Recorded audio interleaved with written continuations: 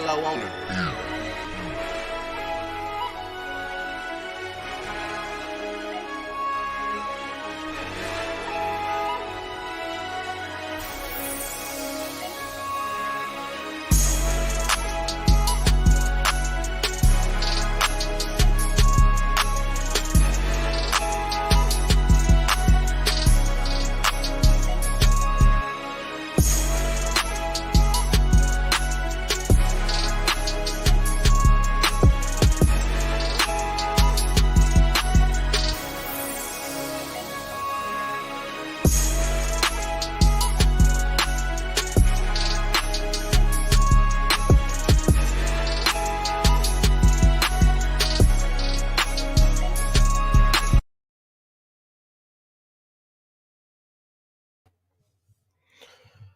Hello, everybody. Hold on, I'm gonna put the thumbnail for a second, but as soon as I get done with the introduction. But hello, guys. This is Jay Takashi. Welcome to another night of Anime Night Talk, uh, 3, and hopefully, this isn't this isn't a bad night talk we have. Hopefully, it's relatively chill, very cool, and just some all around fun anime talking. We can even talk about games if you guys want to too. So I shouldn't just limit it to anime, but yeah, guys. So like I said, just like I said, be respectful, courtesy, like you do in the chill out session. Said session, and just all in all, be courteous, respectful, and of course, no over talking anybody. Everybody, we're here to have fun, here to chat, here to get how we need to let out, and also if you guys want recommendations, I can do that today too. Because I'm gonna be talking about a lot of different series tonight, and more often than not, what you could check out. So hold on, guys, because I recently just got done cooking my food, so I gotta go back downstairs and get some. I cooked some salmon, guys. I think I done working out today. Hold on, I'm gonna pull up the thumbnail now. All right, guys. All in all,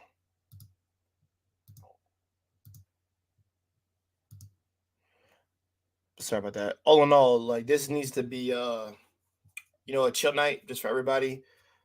I got a lot to say. I'm pretty sure I'm gonna have some people on come on later tonight. That'd be awesome if they do. Like I said, more often than not, it might just be like an hour and something with me. The more people come on before then, like I said, the minutes will extend because I want people to get their piece to talk about any anime they feel like they need to recommend to people or talk about what they've seen based off memory too. Because I have a big ass category of shit that I've seen. So yeah, but let's get it. Let's not nip into nitty gritty. Uh, I'll be right back, guys. All right, hold on.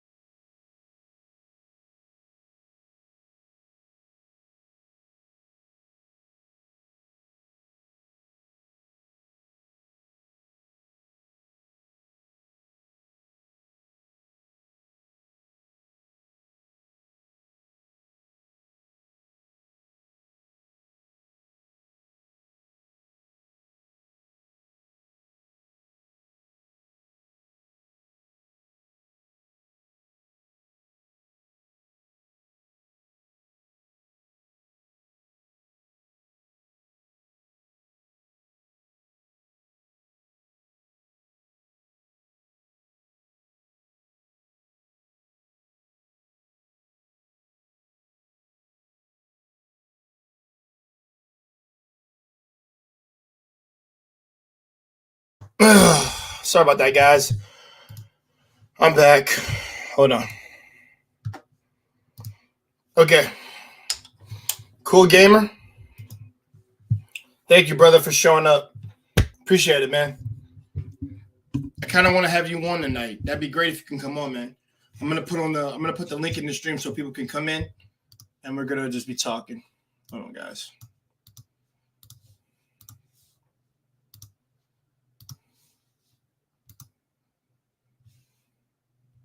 Here we go. Sorry, guys, I had to get my food here.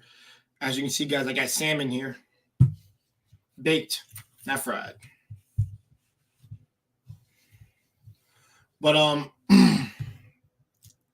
take a quick bite. Give me a second, y'all.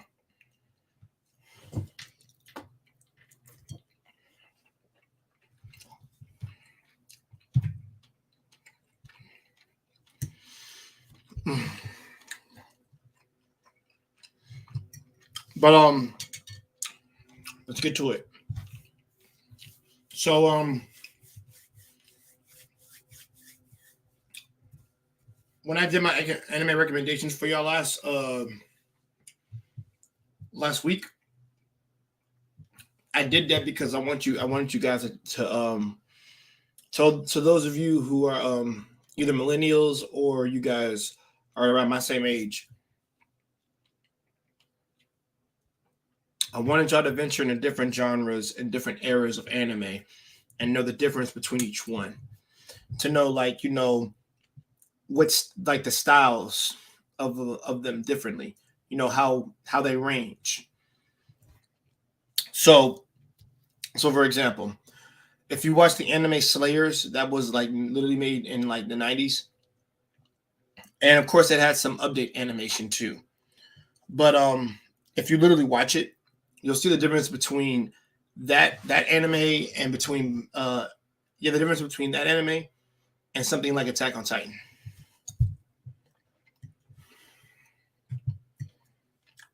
Because all the older animation seems to reflect each time, like the times. Anything that's made in the 2000s, 2010 represents the early 2000s.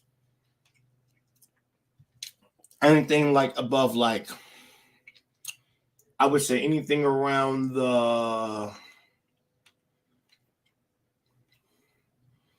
I'm gonna say 2013 anime all the way to current is like a product of where we are now. It shows how the animation styles, the drawing, the drawing techniques, the themes, the music, OS/OSTs. When I say that, and storyboards for stories have evolved. Now some can be made from a series that never got adapted into an anime, or it could be a result of it coming from a light novel. And that was when I was younger.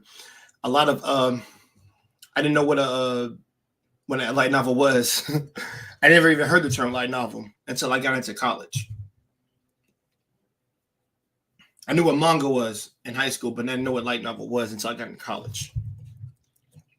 And that was one of the things that made me wanted to, venture into once I graduated college. There were a lot of series that were out, a lot of series, light novel series that were adapted into animes. Excuse me, that I didn't know were light novels at the time. So Online is one. Overlord, Shield Hero, Shinmai no Mao Testament. That was one. And that's one of my favorite light novels right now. Because what the main character and his supposed wives are doing. But what Smartphone? Yeah, Smartphone that was an anime is actually a light novel, and I think it has a manga to it. Yeah, transport. In another world with a smartphone. That's what it's called in English. But smartphone, well, isekai. That's what it's called. Guys, bear with me, guys. I know I'm eating shit, but I need to eat this sometimes.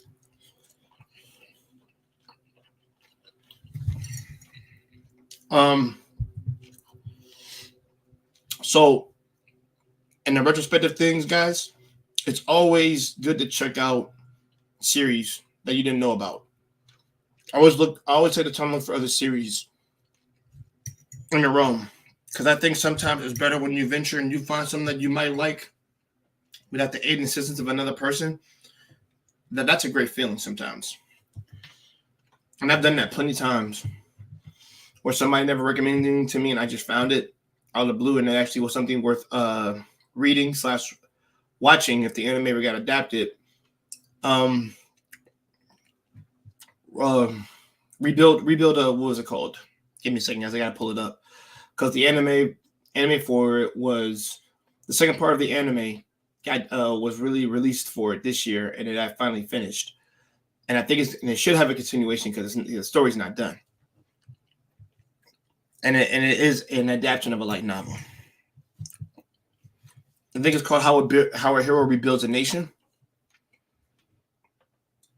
And the main character in that series, because of his vast knowledge of what he's learned from his previous world, you know, his knowledge on economics, on infrastructure, on politicians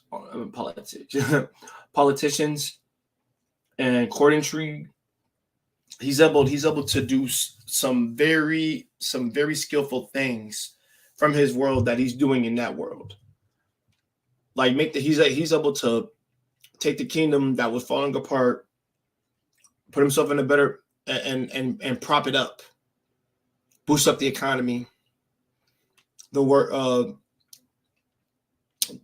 the merchants for trade and things like that. He was able to do a lot of different things to just boost up that entire kingdom / nation. And that's within he was still doing it, but the thing was he was more often than not just trying to see how things worked over here. He got a general idea from the previous king because the king couldn't do better than him. So he summoned him to that world. And then he decided to make him the king, but not only that, but to give his daughter in marriage to him. I guess more so as leverage. Not as leverage, but like I guess like what do you call it? Not leverage. What's the word? To sweeten the deal. And he was surprised that even happened. He wasn't like, "Oh yeah, I'm happy and shit." Like, no. He's like, "Okay, I need to know what the hell's going on," because like he doesn't know the situation at all. All he knows is that he got given this position off rip, and like my daughter is going to be your fiance and shit.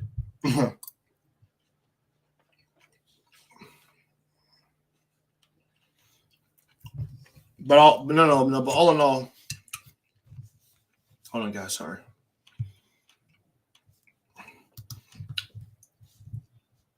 Take down this damn thing. I'm sorry.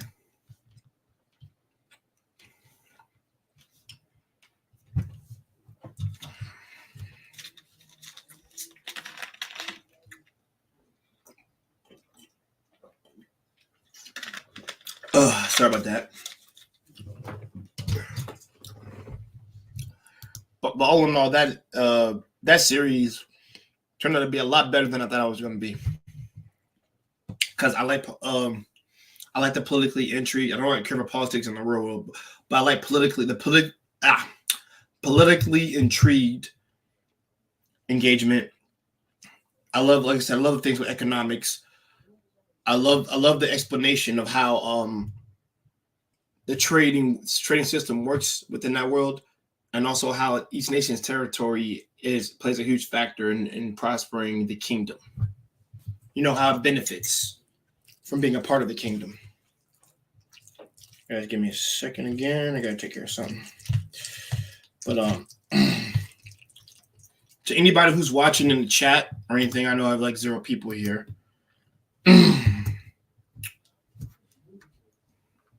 Well,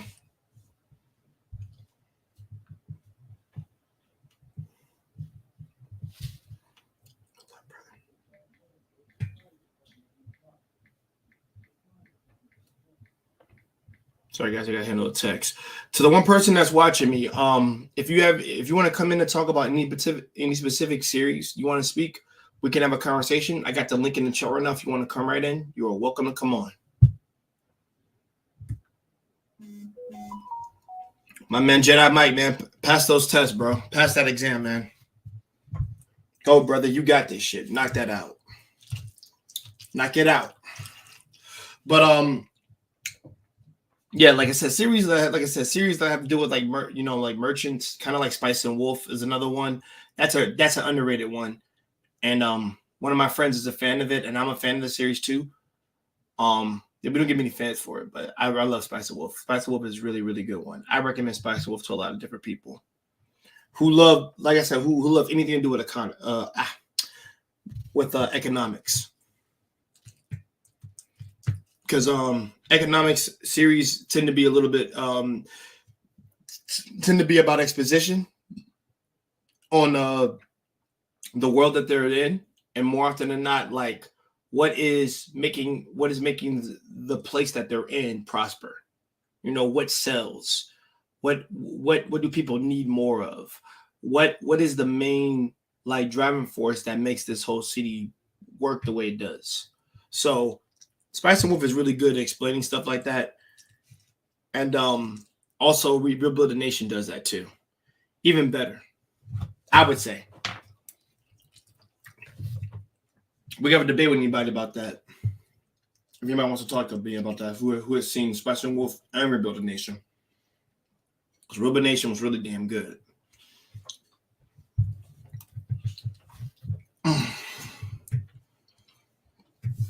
But yeah, anybody in the chat you want to come in, you're welcome to come in and ask me anything or talk. Because I got a couple of series to talk about too.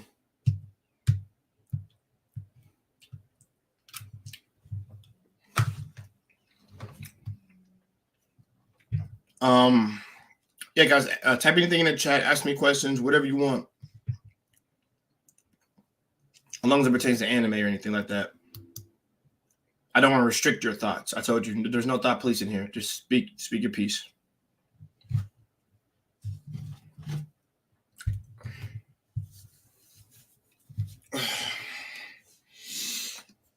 There we go.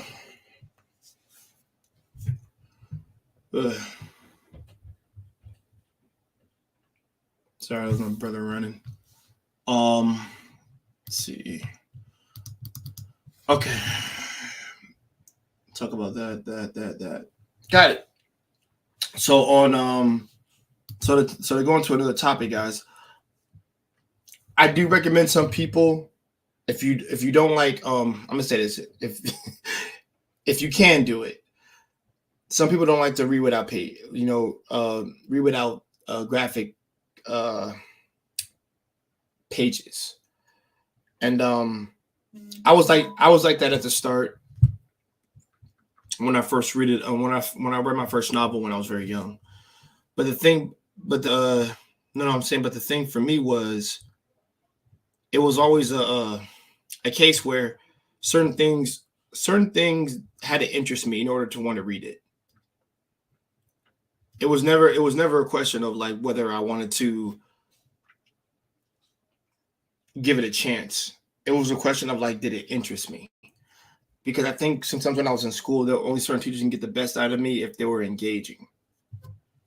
Because if I tell anybody this, like in a meeting or anything, I don't give a damn what it is. If you have a boring ass voice, I don't fucking listen to you.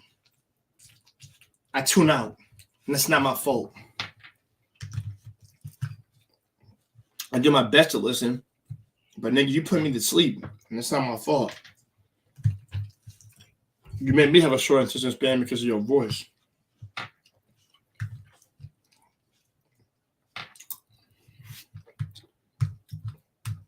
this happens to be a case with some schools where teachers to be saying some shit and they expect you to respond to their born voice without trying to understand or without trying to make you feel immersed in the topic / discussion. Oh no.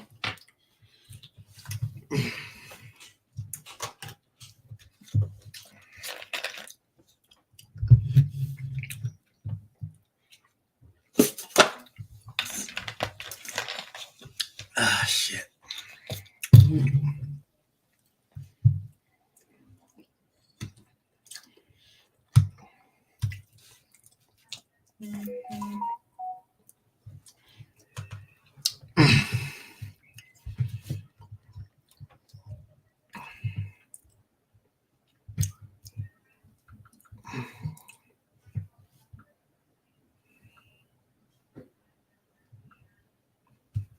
Hold on, guys. Sorry.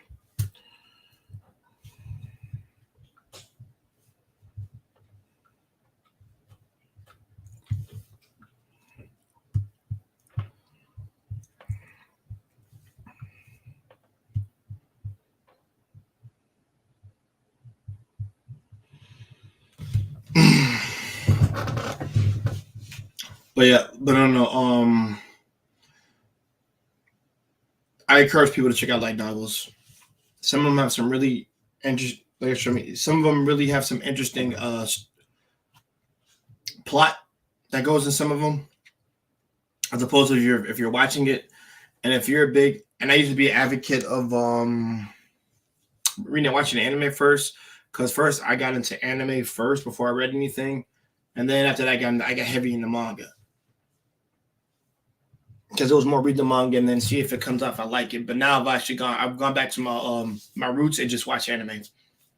So read manga, but it was just more often than I want to watch the anime first because I don't want that because the manga gonna color me somehow. If they do some shit right, I'll probably just not give it a chance, and I don't want to go in with that pretext of a mindset. So no.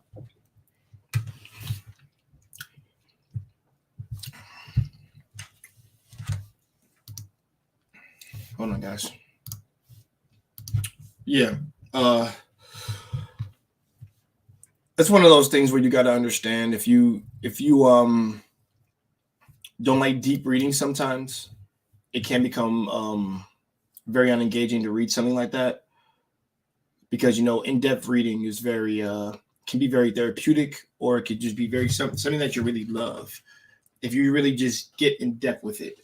But I think you have to have like want to have the interest to actually do it. That's what it always stems from. If you're interested in something, you'll give it a chance. It might be like a 50-50 thing. Like it might be good or it might be bad. But I do believe everything does deserve a chance. I just feel that way. Most people don't feel that way, but I feel that way. I feel / think that way too, more often than not. It's just a matter of, like I said, somebody talked good about it, so maybe I should give it a look. See, but that's how I am. Like I said, it's always going to be a thing with me that I give everything a chance. I'm not on a trend of way of like, oh, this is trash, so don't watch it. I'm like, no, guys, I have to I have to give it a chance myself. If it intrigues my mind or if it's appealing to my eyes, then I will give it a look over.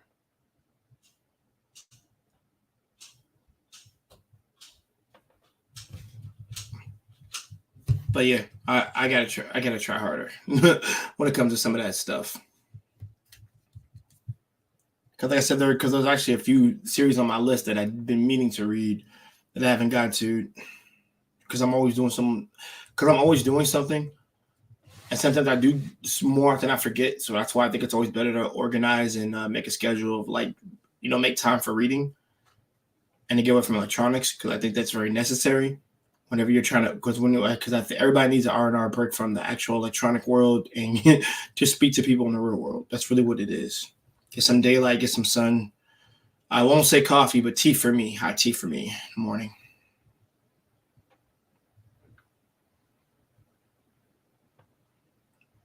Is that what everybody needs?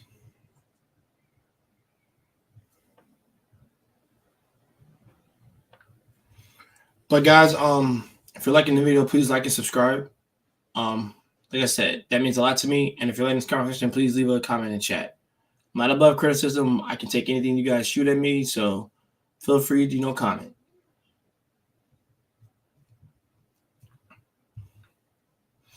Thank you to the one person that just showed up. I appreciate you checking me in. Like I said, if you have any questions or you want to talk about a specific anime topic, anything, I'm here to, like I said, I'm here to hear you out. The link is in the chat if you want to come in, or just type it in chat. Feel free.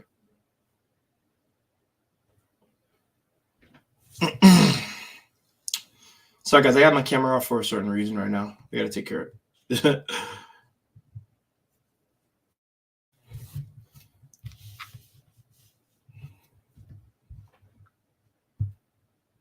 Let's see. But I do have some things planned on when it comes to like certain animes that I will be talking about on our podcast here with me. Me and my brother will be talking about a couple of series that you might be interested in. We're gonna be doing a Gundam one. We're gonna be doing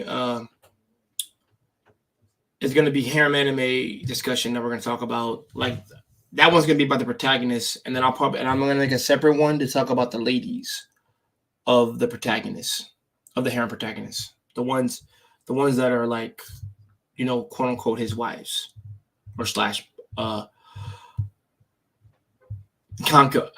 could say concubines, but that's only like in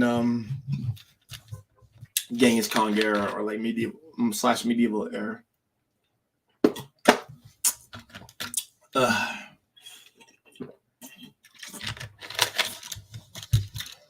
Sorry guys, I was drinking something. Bato Zuto means always. But you guys gotta understand that an anime can have a huge impact on you if you're willing to always give it the benefit of doubt. Like I said, you never know. Might be something that you thought was bad and turn out to be good. But hold on guys, I gotta put on something. Give me a second.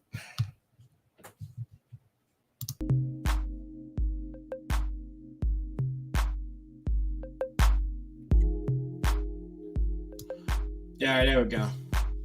There we go, guys. So that I had to make it be dead in here. Got some background music for you guys. But I'm gonna set up the schedule for like when we're gonna get down on these anime podcast streams that I just told you about what we're gonna be doing. Also, Shield Hero one. The Shield Hero one will be probably, I would say, until the anime second season is over, we're gonna do that one like off rip once it's over. Then we can talk about season 1, then we can talk about season 2.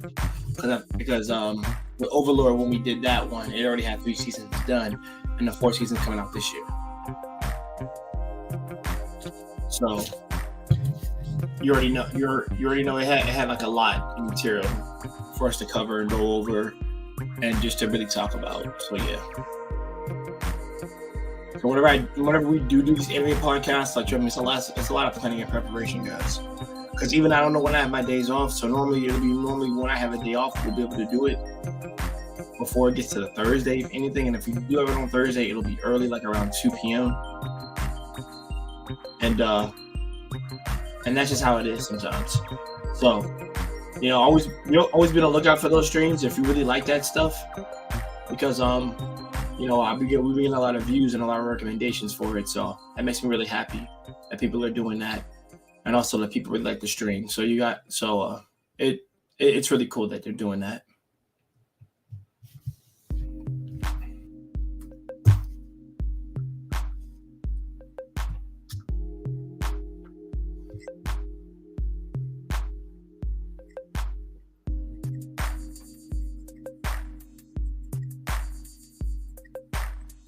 Like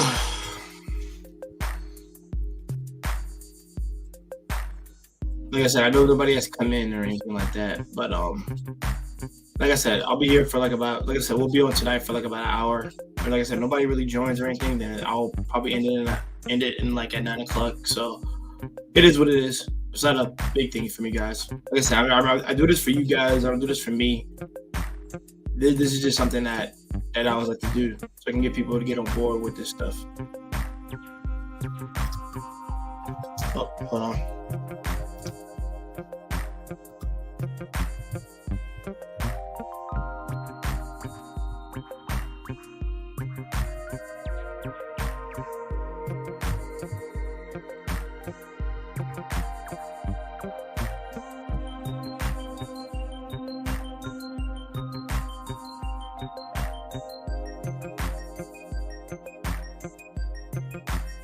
Hi guys, hold on, I'll be right back.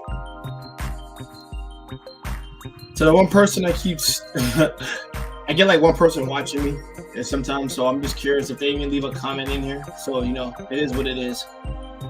I'll say it again. Like I said, if you have like a comment or anything, if you want to come in and talk, like I said, link is in the chat right here, guys. Don't feel shy, guys. No, I'm not gonna judge you. I'm not gonna do whatever. So just come in and just talk. If you have an anime to talk about, just like I said, I'm willing to hear it. Because I'm always curious to know. I'm curious to know about your anime knowledge. Because I have a lot of it, and I can be brazen like that because I do have a lot of anime knowledge. I'm a 91 kid, so don't feel free to ask anything.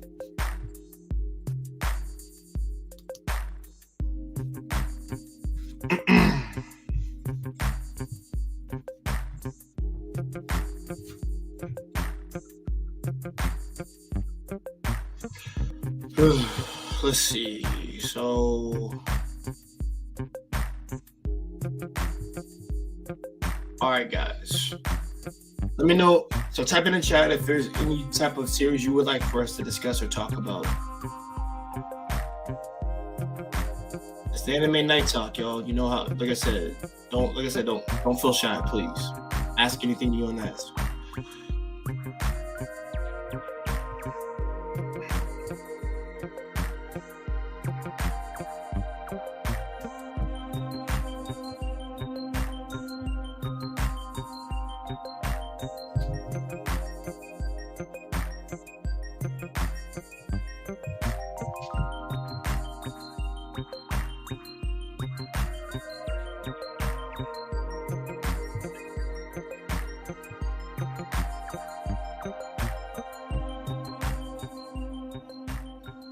Yo. I'm back, guys. Okay.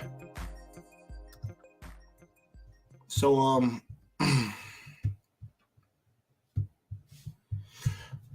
I was typing something down earlier, and I just wanted to make sure that everybody knew, I guess, that where I stand when it comes to like old anime versus new anime.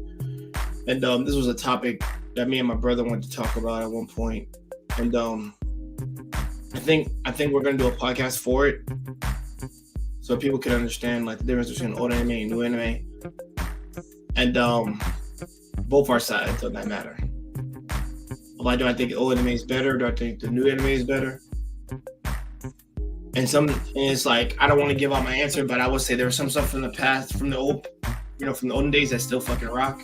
And then there's some stuff that's old that, that don't hit quite the same when you're older. And this happens, Dragon Ball Z technically is a prime example of that shit, for me. Story-wise, I don't care about it. But it's more of like the moments that were kind of getting good, but not as a whole. No.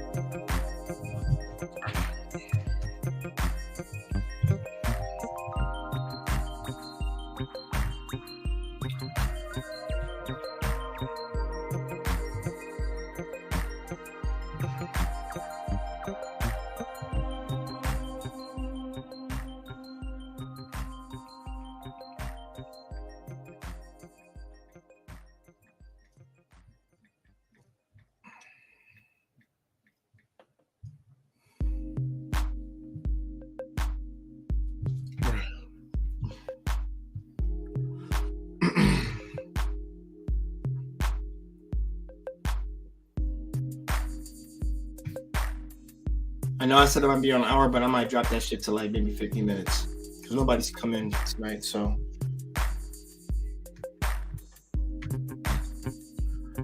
David Little, what's up, man? How you doing, brother? I would love to have you on, man, if you ain't busy, bro. You're like the first person to come in, dude. It's been like fucking 38 minutes, and you're the first person to actually come in here. So I appreciate you coming, man.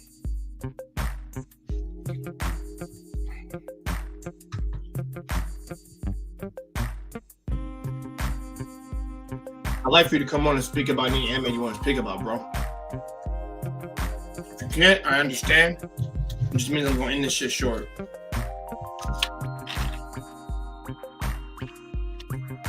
I just plugged your channel on my Facebook and Insta for you, man, as well. Domo arigato. David-san.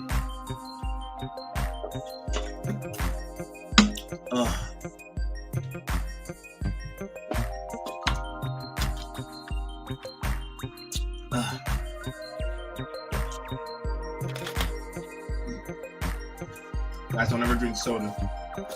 You know, I just drink that. I haven't had soda in like fucking forever. Give me a few minutes. I'm shower maxing. Will be. I got you, bro. Take your time. Take your time, man. Clean yourself. Cause that's what I did as soon as I got up this morning, man. Went to the gym, cleaned myself off again, and then after that, got my breakfast smoothie. The thing is still here.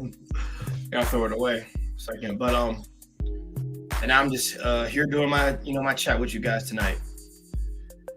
But don't worry. I'm not gonna mumble around, but I'm gonna give you some stuff. I'm gonna give you guys some stuff. Oh guys, while I'm doing that.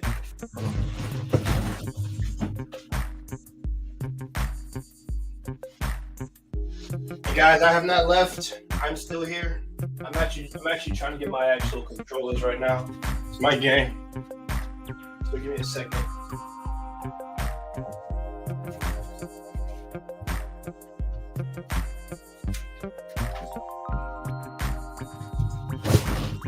Definitely, I can't go on stream looking like Stink Me and Uncle Ruckus. Oh, that's good, man. You said Uncle Ruckus, bro. I believe that.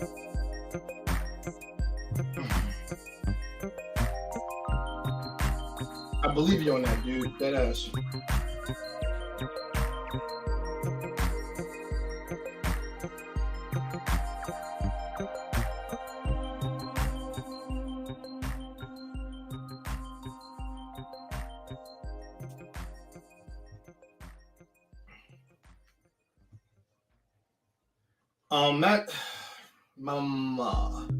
I did talk about Magical Girl Lyrical on her last stream. I remember that. I'm gonna bring up one that nobody really talks about, even though it's possibly one of my favorites. Actually, it had to be in my 20. Actually, now after like having 2 seasons of it, I thought it was just a one season. But it had 2 seasons in it, and Zombieland Saga. That shit is so good, bro. Love Zombieland Saga.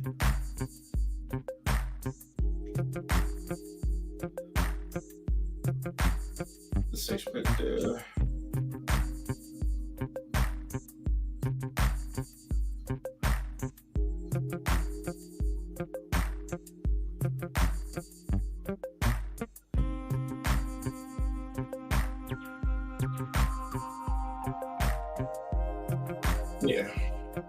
Yeah, man, don't come up here looking like Sting Man and Uncle Ruckus. David Little. But I'm gonna say this to everybody here.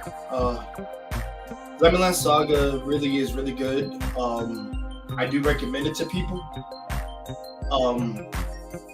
I would say if you like comedy, if you like idol singing, I'd say if you like music, if you like Japanese idol music singing, you'll like it.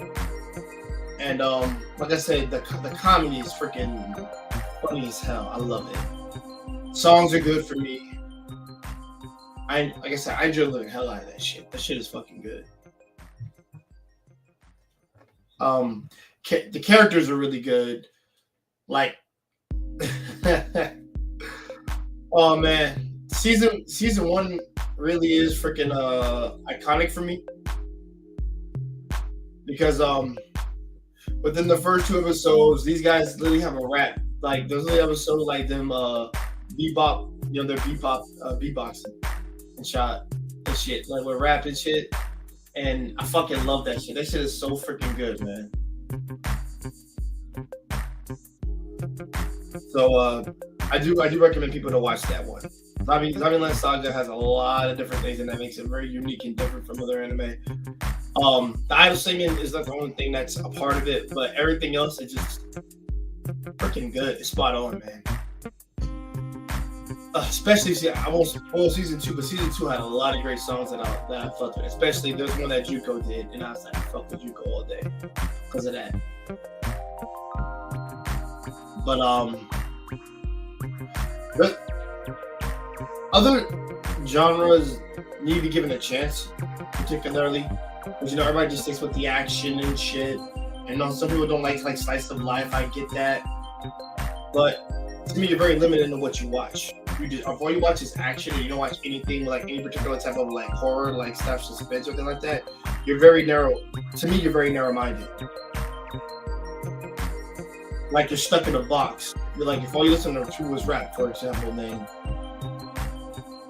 then well, that's all you're ever gonna be known for listening to. Is just rap and not listening to anything else, because you never can expand your horizons if you just stay in one thing.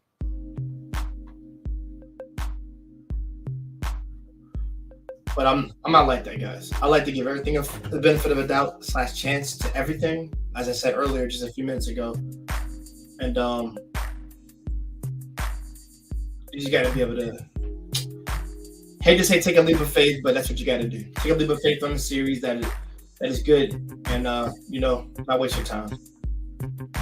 If you think that is wasting your time, then leave it and go to something else.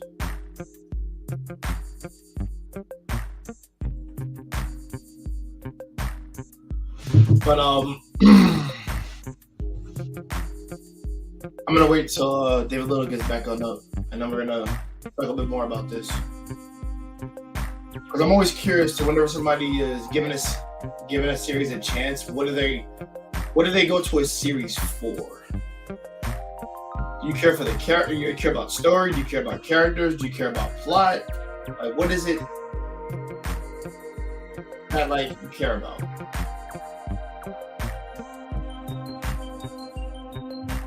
Because for me, it's more so the characters. The characters I prefer more often than not. Because character interaction is one of my biggest things whenever I'm judging a series or when I'm trying to watch a series. I care about the character interaction more than anything. Not just what their goals are, but what they're going for. Wally, brother, I would love to have you on tonight if you want to come on up, brother, because I know you know some stuff, man. So if you're not too busy, I would love to have you on, brother. So I'm not talking to my damn self, but or a dead audience. But yeah, guys, it's that thing for me that, like I said, character interaction is key for me. That's how I can really enjoy something. Once I know these characters have gotten to a certain point, I want to see how they interact with one another, or what their introduction is like. That shit can make it or break it for me sometimes.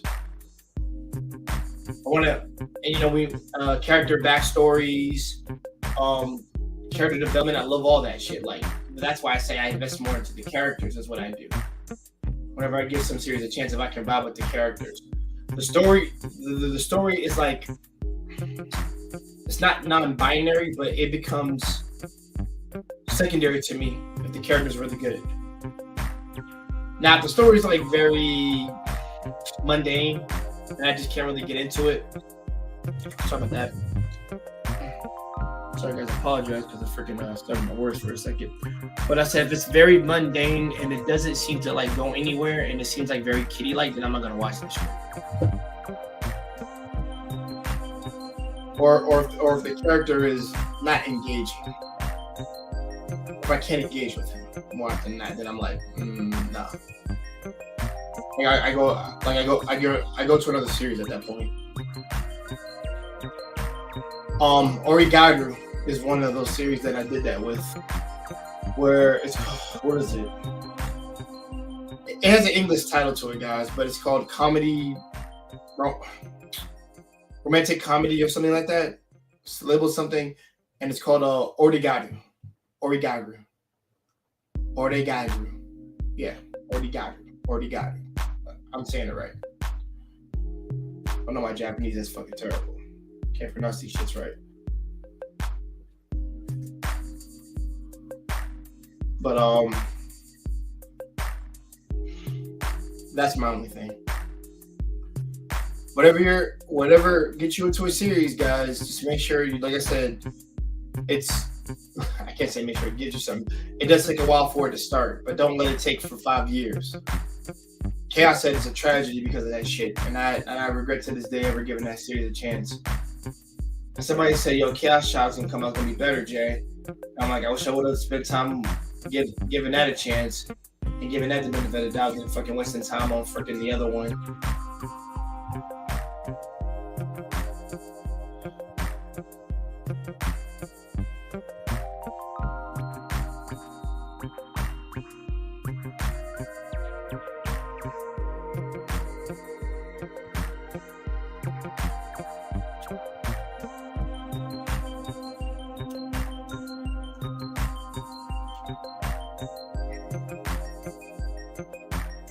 To anybody, like I said, to the person that's watching, if you have like I said, if you have a series that you want to talk about, please come in and talk, or leave it in the chat.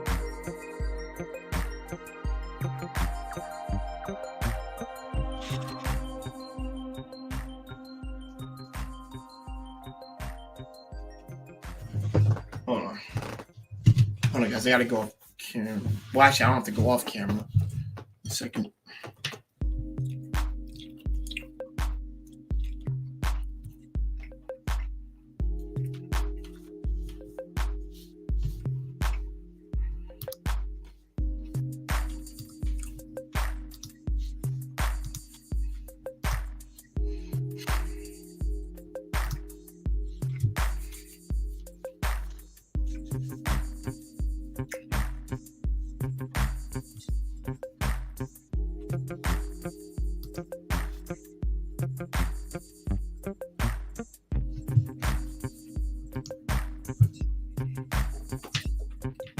Starting.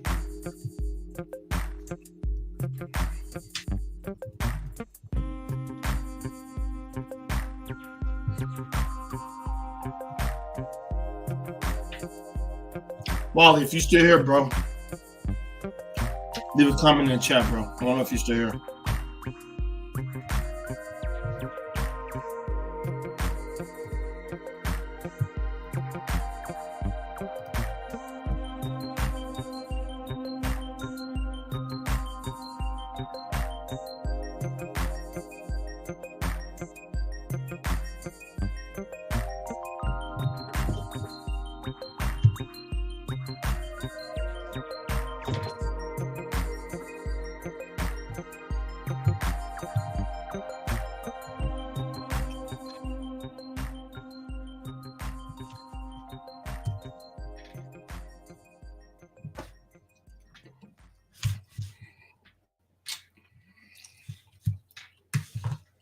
David, you're here.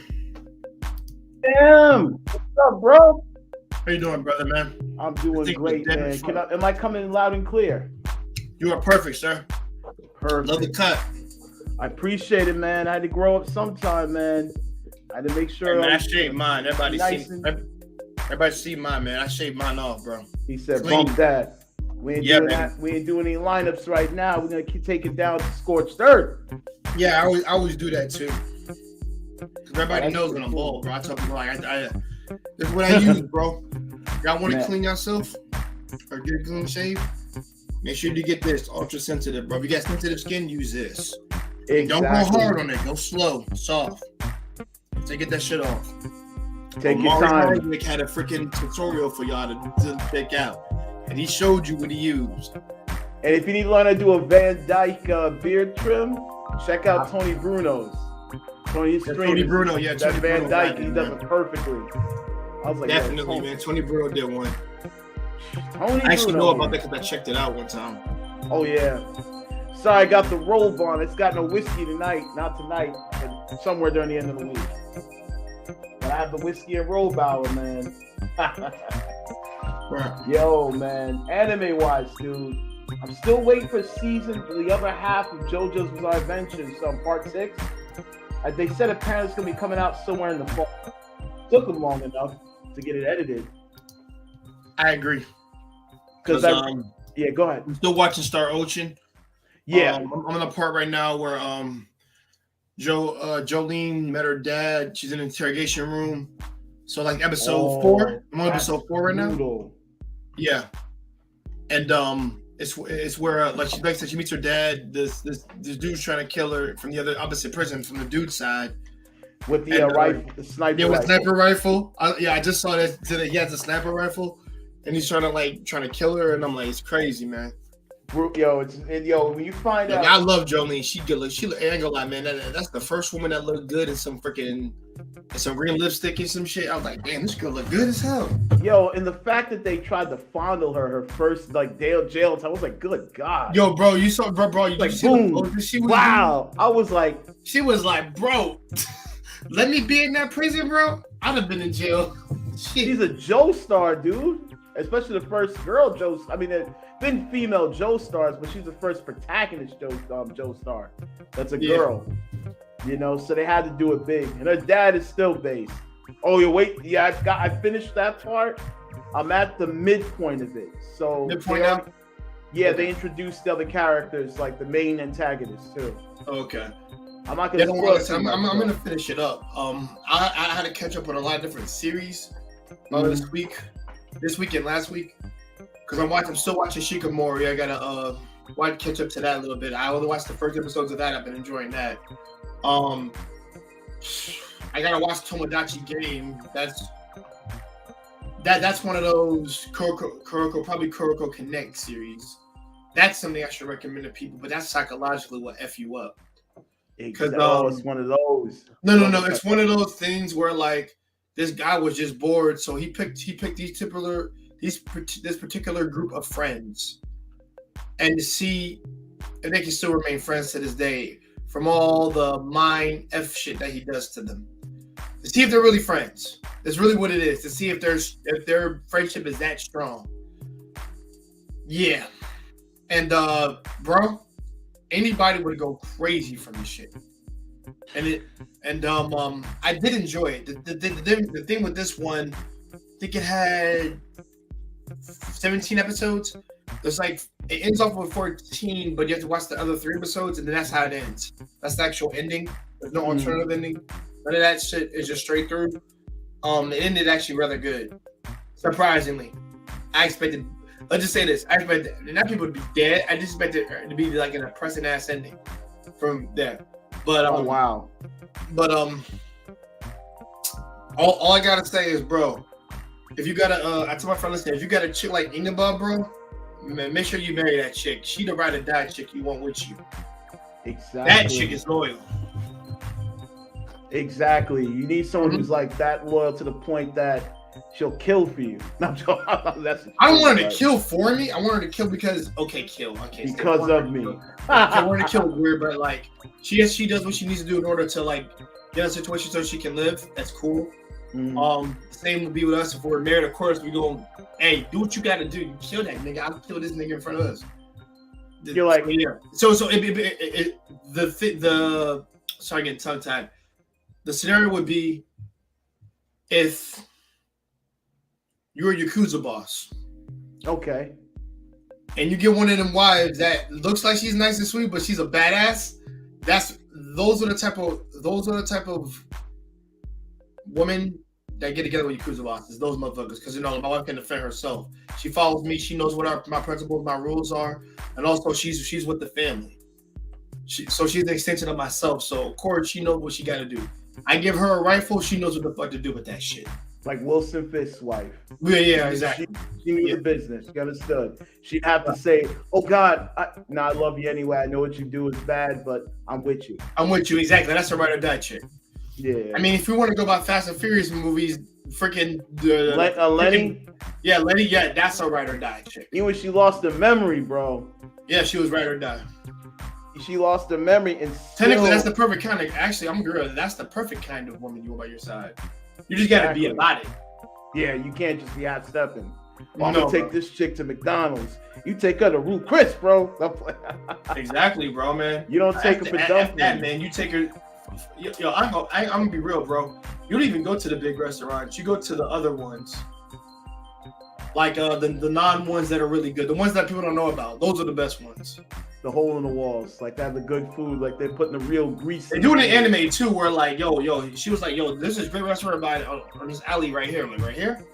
Motherfucker went there. It was like this nice ass. It was like this shit that nobody knew about, and they had like this like the best fucking shrimp over this bitch. And I was like, fuck yeah. I mean, look at the ride or die chicks in anime. We'll take it back to Yu Yu Hakusho. His girl. Oh, Keiko? Good God, she went through hell. She died twice, came back, disappeared for a long time.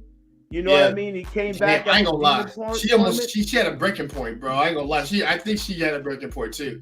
She did. If that nigga didn't come back into that series, she would have dipped that nigga out of and for real. And I said realistically, ain't no chick ain't doing that for no dude. Realistically, I'm being real. Unless she grew childhood, I would say childhood. She gotta be childhood. Maybe she'll stay a little bit longer. And after that, nah, she gotta get the fuck out of there. They were in like college when they came back, right? Like near. Oh no! They were in high school. No. When he left, they were in middle school, but they were in high school and they were getting ready to go to college. Because I think college. I think college at that point. Because go ahead. Because she said she was going to an all girls school, like all girls high school. Yeah. There was actually a high school that had all boys in it. I remember that. I didn't go to it, but it was called prep. It was god damn it, preparatory school. Okay.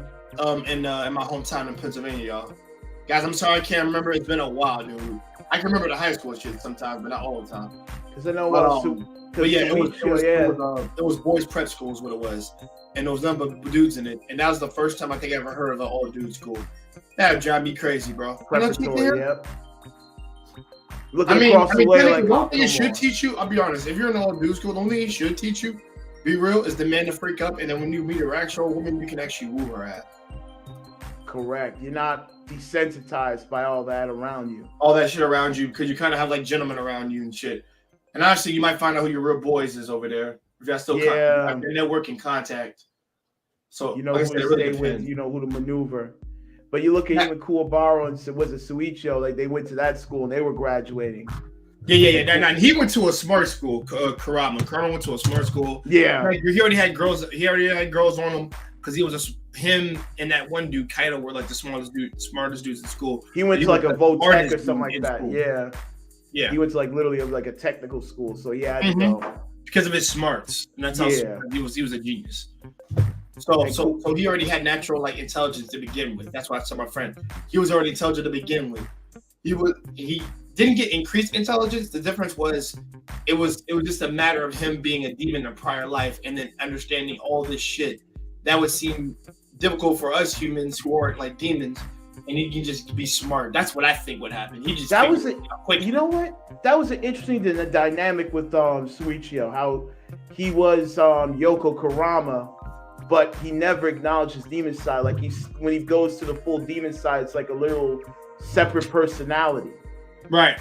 Like literally, like he's like, all right, Suichio, I want you to take care of our human mother. I was like, wow. Right. I would say anybody who's a demon is a little more sadistic. Yeah. A little more, not a lot, but a little more sadistic because he likes to play games with people. So yeah. Like he did a Dark Tournament through that plant. Yeah, but he had all the plants chasing cars through and shit. And that was brutal. Dying long and like, yo, bro, it's over when you hear the bang, bro. And then they hit him with the technicality as he was getting up. I was like, oh, he lost the round. But like, I never heard of dead. Like Yusuke was my boy.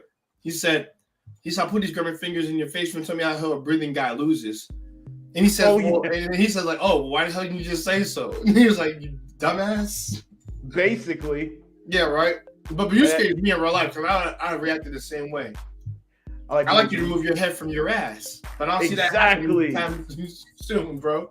Yusuke, he may have been, I don't know if he was learning disabled, he was a punk kid, he was a ruffian. He's a punk kid, bro. He was a punk Yeah. kid. I'll be honest, Yusuke is a nigga through and through. I will Yeah. say this. Yusuke was a black guy and a Japanese man. Remember he stared at that dude and he's like, didn't even do anything, he's looked at him. After the Dark tournament, he's like, yo, you see that kid's eyes? Right. It's like he's been through a war or something like that. He came from a battle. Yeah. He said, you see that kid? He said like the eye of a war vet, bro. He's looking through He's him. been through some shit. Yep. Yeah, Him exactly. and Kuwabara. And him and Kuwabara. Yeah, Kuwabara. Because like the thing is, like they were trying to learn how to be men. I think they must learn from being delinquents to being men. That's what I think it is. They had a harsh lesson because they got thrown to that tournament. They got thrown into the demon world life. Yeah, that's what it was. Automatic adult stuff immediately. And we already know how they turned out. Yeah. Then you had the big chapter Black, which was insane. You know, with Fight the Seven, that they had fought them in his group. Then he got to that point where he met the original detective before him. I think it's before the other dude, Sensui. Yeah, and that was eye-opening. That was an eye-opening saga. But again, that's a great one too for Journey. I was recommending last week to those who are watching. Yeah, man, definitely. That's one I got to revisit as always. Yeah, man. I tell people to always revisit Yu Hakusho because we will have I think we will do a stream on Yu Hakusho at one point because it's my #1 favorite series, and I want to have everybody. I want to have you there, or my little brother there, because that's a big topic. I can actually do that whole stream myself because I tell my friends I won't trip. I won't mess up my script. I have everything in my head of what I can speak about because I've watched it so many times to talk about every fucking character perfectly, dude. I'm the king of that series, and I have my balls up when I say that. I'm the king of that series, bro. I love fucking Yu Hakusho, bro. Speaking of a sidebar for you, I showed some people the banned episodes of Pokemon this week at work. That was mad funny. They said, they was like, the kid asked, he said, how did Ash get all those Tauros? Well, in this banned episode, the Safari Warden was gun toting. So America didn't like that, so they banned the episode. I told him to check it out. I showed him on YouTube. I showed my nephew. He was eyes wide. I'm like, that's how Ash got Otaro. But then the warden kept trying to shoot everybody. Right. There's a scene where James got the gun and was like holding him at gunpoint. And I showed him the Porygon episode, but I didn't show him all of it because I heard that was causing people to have epileptic seizures because of the blue and red constantly flashing. Then there was also the episode where James got the breast out of nowhere. That was wild. That was ridiculous. I was like, how? That was a banned episode about the ocean liner. I had to be trying to be a female. Yeah, it was a little bit more. It's like we were talking about Sailor Moon. Marcus, come on up, bro. Go ahead, man. I'm sorry, Dave. Yeah, we were talking about Sailor Moon and Sailor Stars. How it was like a controversy when they became girls to guys. That was buck wild. I'll be honest, man. I think we will. I gotta get Quiet Bree on there so we can actually speak about it. That'd be a good breakdown on Sailor Moon. A breakdown on Sailor Moon because I gotta get my sister here too because she's seen this series too. Yo, that's a great idea too. Basically, because we can actually break it all down, and I can talk to them. Well, how I got into it because it involves my girlfriend, and because remember at the time DBT was out, and I'm like I had a girlfriend at the time, so I would stay over her place, and she likes to watch that. Oh, do you hear that line? Next time on Dragon Ball Z. Like son of a gun, they were talking the whole episode. They were. And they get to the action, you only see like 10 minutes of it. Thank God for the invention of DVD and the ocean dub. Right. Then you watch Kai and go, wait a minute. This didn't happen. This seems shorter. Goku didn't take that long to get through Snake Way. All this filler. That was my big divide with Dragon Ball Z when they did the Kai version. You get the full manga story. You actually get the pacing of the manga. Rather than the filler they created, like the Snake Princess and all that stuff.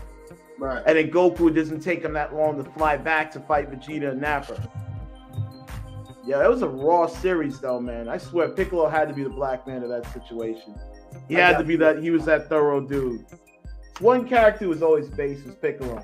My favorite line he said when he said to Krillin when they were going to go after Cell, we should team up. He's like, bro, I tried to take over the planet. You think I'm a part of this? We a group? I'm out. Get it, Piccolo. Yeah, right. Piccolo he had to correct Krillin. Like, dude, I tried to kill all of you back in the day. They did. It's like this ain't no partnership. Then he realized, okay, it is. Wait, what episode was that? You talking about when they went to Saints Gingertown. King? Now, when they went to Gingertown, they were looking for Cell. And Piccolo had to remind Krillin, like, bro, I tried to take over the world, man. I don't care. Oh, you mean? Okay, I remember when he had to play. He played tough on that. He was playing. They flipped out a little bit on poor Krillin. Krillin didn't deserve that. He took enough crap. Because he told people to stay out of his damn business when really he was just trying to go fuse with Kami. Yeah, he had to put in that little act, but like, yo, man. But he was about it, but it was still an act regardless. He's like, yo, Kami, I can't do this alone. He's like going back to his dad. I can't do this alone, bro. I can't do it. I need your help. This guy is way too strong, and he deflated my arm. So this is bad enough. Right. Yeah. So that was also an more like suck the juices out of his arms. Yeah, he had to rip it off more often than not. Yeah. That's how it looked. I was like, ew. They ripped it off. Like, oh yeah, I forgot he has that ability. You know what I'm saying? So they definitely did some good stuff back in the day. DBZ, I would say, if you were gonna do a fundamental stream, Dragon Ball Z or Dragon Ball would be a part of those fundamentals. Because that is like the archetype to a lot of the shows, like to most of our anime we watch now. The battle anime. You know, it's a huge archetype. Then you have Hunter x Hunter. That was like the predecessor from Yu Yu Hakusho. Except that a little bit of I think it's also the precursor to Naruto. Wait a minute, Hunter x Hunter came before Naruto, right? Or was it after? In terms of the manga, yes, Hunter x Hunter came out first. Gotcha, because that was Yu Yu Hakusho's baby. Because it followed that type of situation. It had a tournament. Then Naruto started doing the whole Genin exams and all that stuff. You know, they copied that part of it. Bleach was a bit of like Yu Yu Hakusho, but then it became a battle anime like Dragon Ball Z after a while. You know, all the hollows and the mystery and all that stuff. Then when he went to go save Rukia, it literally went to battle anime immediately. You know, and of course, JoJo's Bizarre Adventure, that's the predecessor after Fist of the North Star, and took it to the next level. Right. And because I said it to the audience earlier, I'm going to say this to you.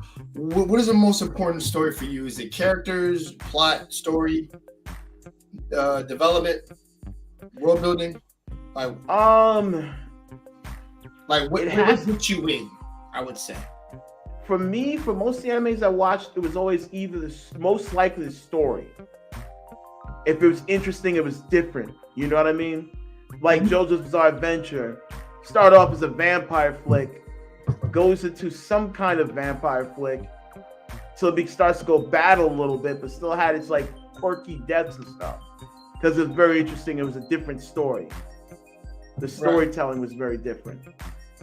I like those that you want to watch and it pulls you in. Like when I first watched what was it? Tekkaman Blade. I seen Guyver, where Tekkaman Blade was that type of anime like that, but it was different because it was more of a mech and that bio boosted armor type situation. I mean, that was that thing like Darker series. Yeah, because it took me to watch Tekman. I finally watched Tekkaman after that, the original. Stuff like that. But it's always story for me. You know what I mean? It's always story and like the appeal, how it looks, visual and story. Then it's the characters grow on me, like specific characters do. Like I was upset about Naruto when they killed off Jiraiya. I was so mad I didn't want to watch it anymore. I was like, I'm done. I'm surprised you get mad when they killed Neji off and they brought him back. Oh, geez, but they let Jiraiya stay dead. I was like, oh. It was a great character. I want to see Naruto get better. You know what I mean? Because even Sasuke, what's his name? Sasuke's trainer, their trainer. Who Kakashi was like, yo, I can't offer you what Jiraiya can offer you. And he was right on Naruto's speed, and he was the same kind of character almost. You know what I mean? What kept me in the Bleach was Kenpachi. Huge fan of Kenpachi. You know what I mean? Mm-hmm. Yeah, same thing for me. Kenpachi's my favorite character. Oh, he was brutal. Go ahead, stab me right here, kid. Guyver, I liked it because it was ultra violent. The story was crazy. Because I never understood what bio boosted armor was. That was my first anime to get into that genre. You know what I mean? But to be honest, we've been watching anime all our lives. For me and my generation, we watched Bionic 6, Silverhawk. Bionic 6. I think I've seen that. That's a classic one. That was mid-'80s. About an anime family. That's around when Captain Planet was around. That was brought from Japan. We had, what was it? We had Transformers, some part of it. Transformers Armada. Yep. That was, see, The that mini came con. out. The Yep. mini cons. That was my favorite one. That's why Never it came the- directly. Now, what's made me like that was that Star Screen became an anti-hero. Oh, Actually, yeah. an Autobot. I like that one. Dude, I remember back in the day when Starscream was a whiny bitch groveling in front of that gun Megatron.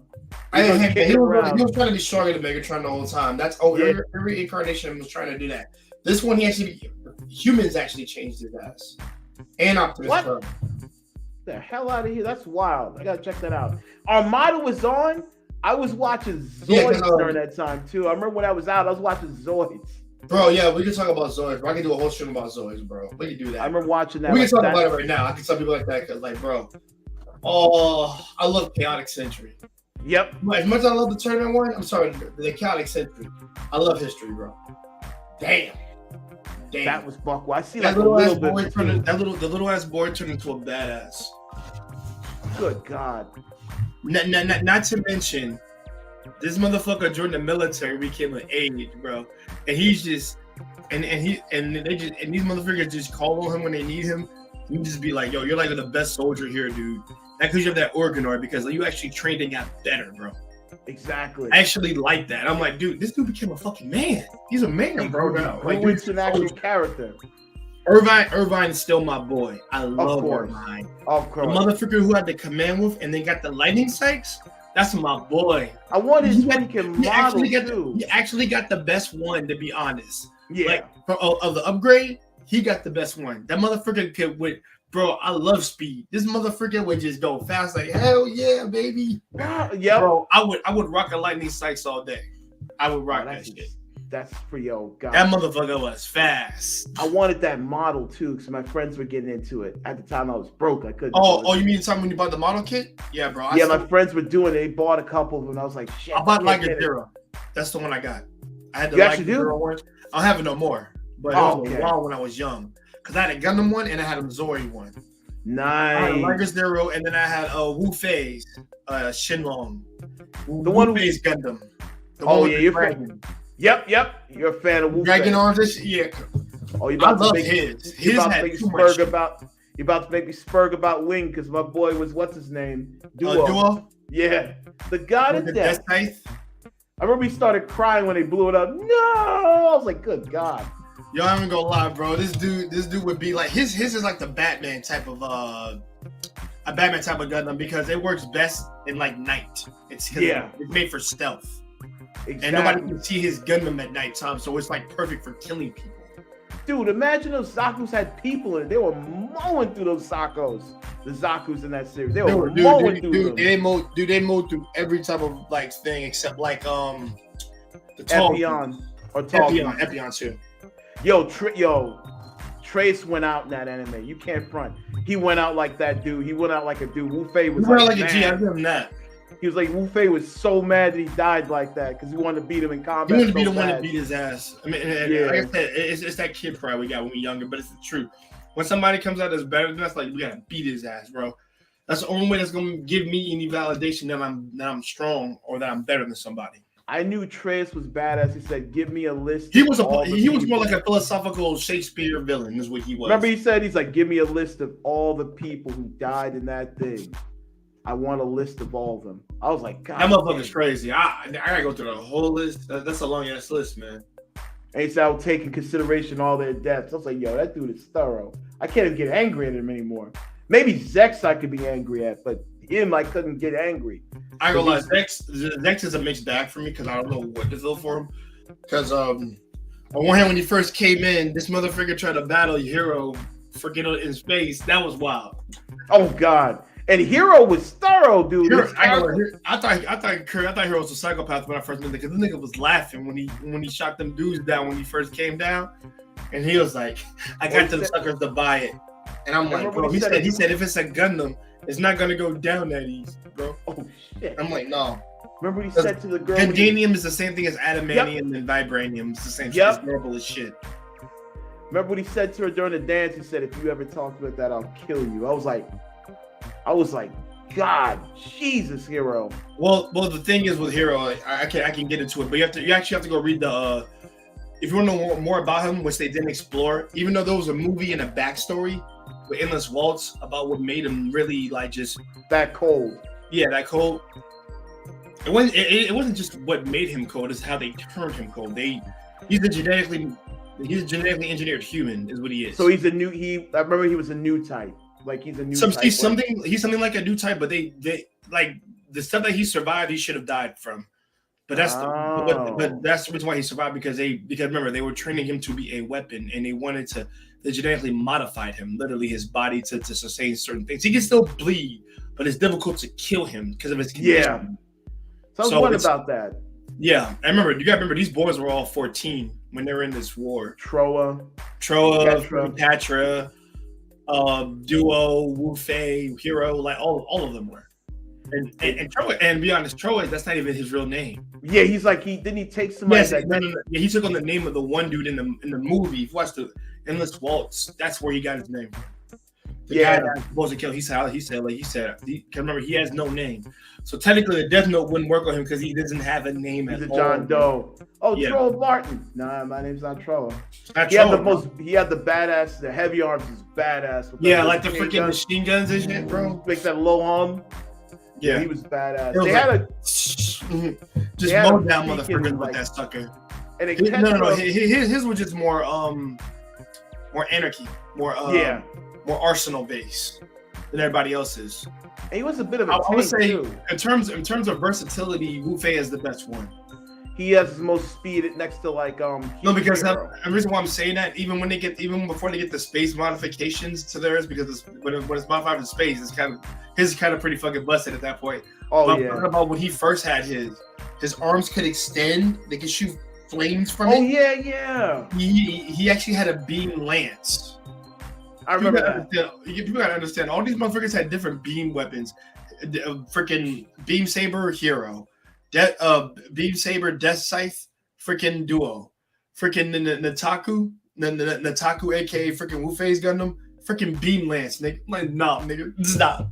Then I got a good He one. had different variations of that, but the thing is, he had flamethrowers, he had smoke screens, he had freaking extinctions. You just grab two freaking arms, like his arms, like Piccolo from the old days. Yeah. And press your freaking shit, like bro, he had everything. Because those dragons, yeah. That would be a Right. good battle. That'd be a good death battle. His original one is original one's pretty versatile. That's why I like. Oh him. hell yeah. Out That'd of be all of good. them, yeah, he had the most versatile shit. That would be a good. Catra's was more for like Earth. Yeah.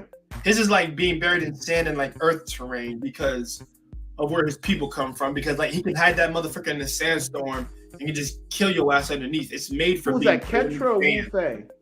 Huh? Ketra or Wu Fei? Catra's Yeah, Catra Ketra. was made for like Earth and sand terrain, which is what it was for. Hence And why he's he like- was like goggles whenever he would freaking go to battle. But that was that was a sign that he was always like, bro, this is my battle. When I got my goggles, I'm a nice person. When I got my goggles on, I'm killing your ass. I'm running through.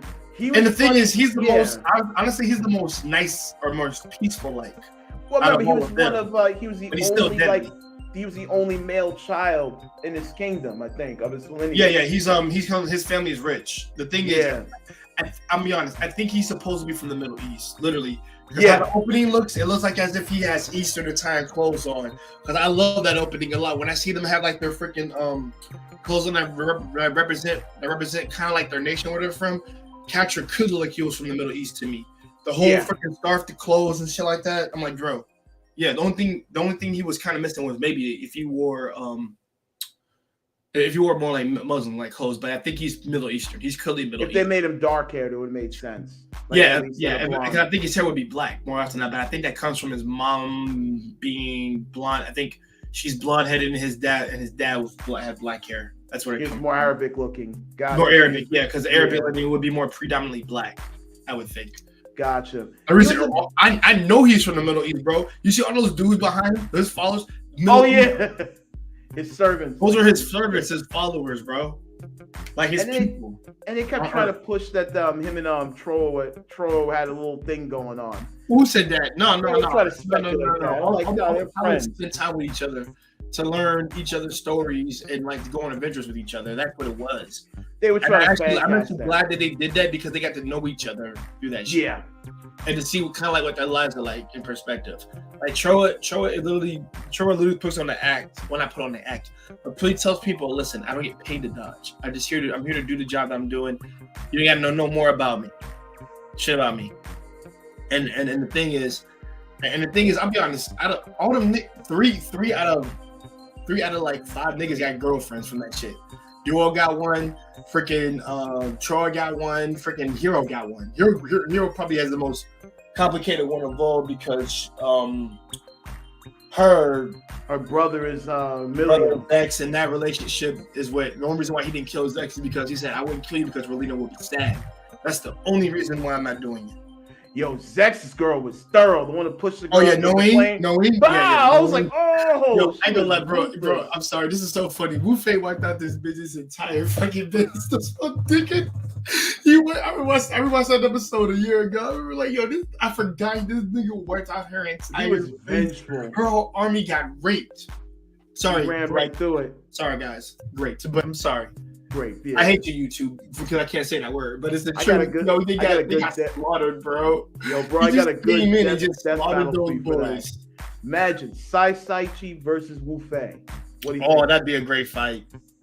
That'd be a I mean, great fight. excluding the super mode. So we won't We let it. exclude the super mode. Yeah, because that's just going to end I gotta everything. Yeah, that's I'll be that'll end honest. it all. I'll be honest. That's extreme diff for both people, but I think Wu Fei is just more calmer. I'm gonna, and I love Sai-Sachi too, but it's not about liking. It's about, cause remember these dudes actually fight with their Gundams, and I'm not saying that he doesn't have any hand-to-hand combat, because Wu Fei does, but with the Gundam is different. So I'm gonna say this: I think the versatility is what's gonna help Wu Fei win, because Sai-Chi is kind of hot-headed, Yeah. and Wu Fei's He'll been get his trained in head martial better. arts, and he's learned to calm his mind. That's the difference. He's not like a wild beast, but he can be deadly when he needs to. Well, I say he is deadly. What am I talking about? That's Barton. Yeah. He's deadly as fuck. So See, that's the I gotta give it to problem, Wu too. Fei. I give it to Wu Fei. I gotta give Wu it to Fei's him. Gundam is more attuned to fighting more than one where Sai-Saichi's only used to 1-on-1 battles. I mean, next to the Dark Gundam, they had to take on a lot of stuff. Yeah. No, I definitely agree with you. It's just, You know. it's just that for me, it's just a matter of like how good are your skills, and you know Exactly. what do you have your like overall combat ability matters. Every aspect, intelligence, everything. I'm giving intelligence to freaking Wu Fei in terms of this. In terms of battle skill, talking about like if you're talking about hand to hand, they're both. I think they're relatively the same. Maybe Sai-Sachi, I'll give Sai-Sachi the slightly upper hand on that because of his hand to hand skill. But where he fails at, I think, or just goes down, and he's still a kid. And Yeah. even though he did learn at the end of the series, because I'll say all the pilots from Geek Gundam did get better at the end, and they did understand a little bit of their weaknesses. But the thing is, they still have their personality character traits. Exactly. Sai-Sachi, if it was like an adult version of Sai-Sachi, I would assume that he'd be more calmer, and then I would give him the W. But since he's still a kid, and he has a lot more to learn, I gotta give it to Wu Fei. And that's kind of funny because Wu Fei, technically in the book he's like 18 or like 20 now. He's more battle You hard. gotta read you have to read Frozen Teardrops to understand Hero's backstory, because they actually a group of people got hold of Hero and they put him in cryostasis. What the? They put him back. Yeah, they put him in cryostasis. Is this like after Endless Waltz? Or Endless is this Waltz? like, That's for Endless Waltz, and it's like literally Gotcha. showing you what all the pilots have done. what happened to them? Why and what happened to them exactly? Yeah, but it's called Like, Frozen Teardrops, and then you can read. You pretty much can read it online. Uh, It took me forever to read it, but I finally read it, and I was like, damn. They kind of hero up. took that nigga away from his girl. Yeah, that's fucked up. that's brutal. And also, and let's be real, it means that he's the perfect weapon. If they're going after Hero, there's a good reason. Like he's the only, technically, he's the most dangerous pilot, I would say, because he's unpredictable more often than not, and because of his programming and that. Almost, I don't know if it really got overridden, because even the doctors have said like he's a nice kid. It's just that the colonies have turned them into something that we weren't really down with. But the thing is, the mission needed to be done regardless, because all those doctors that created the Gundams, each one created a Gundam, and the thing, Dr. Q, I believe it is, told him, like, yeah, he's not. Trust me, he's not a heartless person like you think he is. He's actually a good kid. The difference was, yeah, the colonies, they had no need for a weapon with a conscience or emotion, so they turned him into one.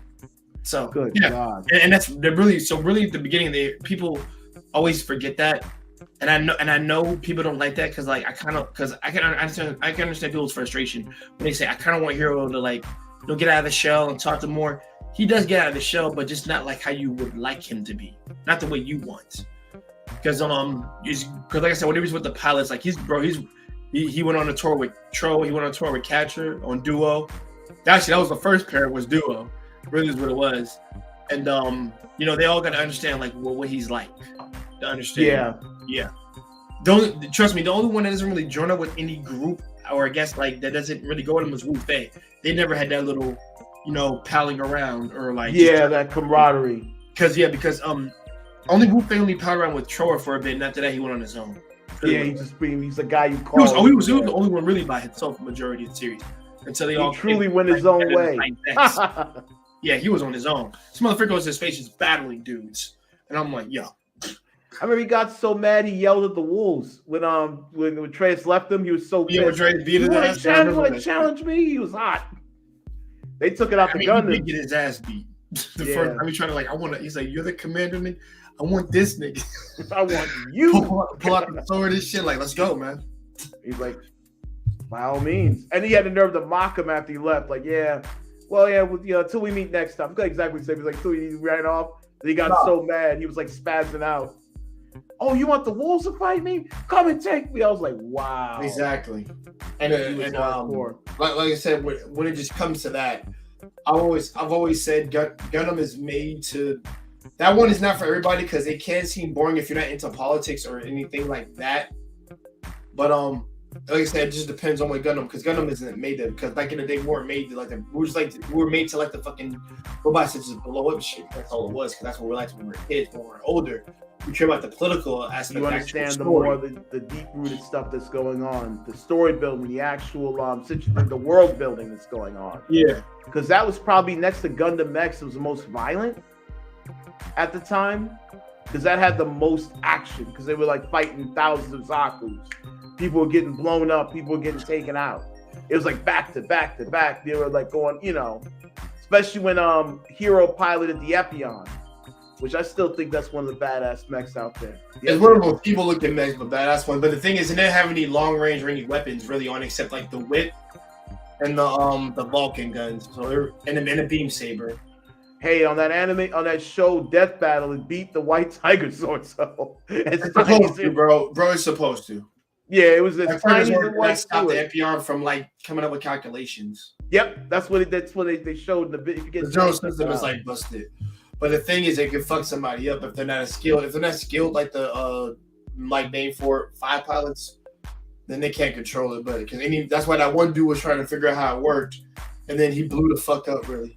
Well, his brain just blew up. That's all that was. Yeah. And Hero piloted it, and it was screwing with him. And then Treyas, it was not Treyas. I think, didn't Treyas pilot it? No. Treyas never piloted it. It was meant to. I don't know what it was for, but he built it based off 01. Yeah. And also, I think it was a Zex piloted in the end. He had it. And then Treyas was piloting Tallgeese too. Yeah, Zex piloted the Epion, Wing Zero. That's when Hero's back in Wing Zero, and then Treyas piloted the Epion when they battled, because you can actually YouTube that. You can actually YouTube that fight right now, and it's still on YouTube to this day. That's a legendary fight because I remember it causes hallucinations and things like that. But also, if you know how to work it, because remember they both mastered the system at the end of the series. Yeah, especially closing near the last part, they mastered the system. Yeah, Zex was like because he even said, "You're too slow, Epion. You got to be faster." Oh yeah, I was like, "Get the hell!" Because remember, he was looking around at the screen. No, like you're too slow, Epion. You got to be faster, like literally. And these dudes are clashing neck for neck. because it actually shows them possible futures and things like that. Like, bro, it didn't show you hallucinations, possible futures, like precognition too. That's what it could do. Now it's just and that's what makes like the Wing Zero and Epion so dangerous, is because they have those systems in there. Because it's not meant, because it can fuck somebody up. A regular nigga can get fucked up if you're not a really highly skilled pilot. I'm talking about like on the tier of those 5 guys, or like Zex. Zex can do it because he's an exceptional pilot. That's why he can do it. He's on their tier. They're on the same tier. So, but if you're like below like grunt, if you're like a grunt, bro, you're gonna blow the fuck up. So it's after 1 hour, splat. Exactly. Either your brain is gonna explode, or you're gonna think that you're dying, and you're gonna die from shock. Because didn't Hero have a hard time with it at first? Well, he did, because remember the first time he got in. What was it? Oh, it was Wing Zero. Yeah, he got in Wing Zero one time, and after that he went into it. He let it go the third time. Him and Capture went to Earth. And then after that, whose kingdom? I forget what kingdom it was. Peacecraft. The Peacecraft kingdom was destroyed. And then Trey's. Hero went over there with his old Gundam. It got destroyed. And then after that, Trey's gave him the freaking Epion. He came out with the Epion because they were getting decimated. They were getting decimated. He comes out with that Gundam and starts wrecking shit. And after that, he starts fucking with his mind. He starts going crazy. Yeah. He didn't go crazy. Yeah. He didn't go full crazy. It was just more so he was getting hallucination. And then psychologically fucked with his mind when he got out of the Gundam. Because it was starting to take control over him, or just give him, like I said, the hallucinations started kicking in, and then he was just getting overflowing with all this shit. That's how it was. But after being in it multiple times and taking breaks, and I guess more often getting used to it, and I'll say this, I think the reason why he survived it personally is the genetically enhanced thing too. He is a very skilled pilot. He was made to be the perfect weapon. I hate to say perfect weapon, but he was made to be a weapon with no emotions. I think that's what helped push him to mastering that system too, from being experiencing it multiple times and all that. Because let's be real, that's not an easy system to master at all. Oh, hell no. That's like extreme diff, my man. Extreme diff. That's all you do. Dua was in that shit, and he got the experience of that hallucination. Like, whoa, what the freak? Yeah, you had to get out of it. And he just said, like, bro, I just dreamed I blew up the freaking gun. I just blew these niggas up, the colonies up. Like, what the hell? So it's just like, yeah, that system does help, but let's be real, Zero system is not overrated. It's just you got to be really skilled to use it. I'm in it on that. Like I said, jumping in there. You gotta be a Gundam pilot. If you ain't a Gundam pilot, then you're pretty much blown the fuck up. That's all. It's like getting behind the wheel with no license. Yeah, right.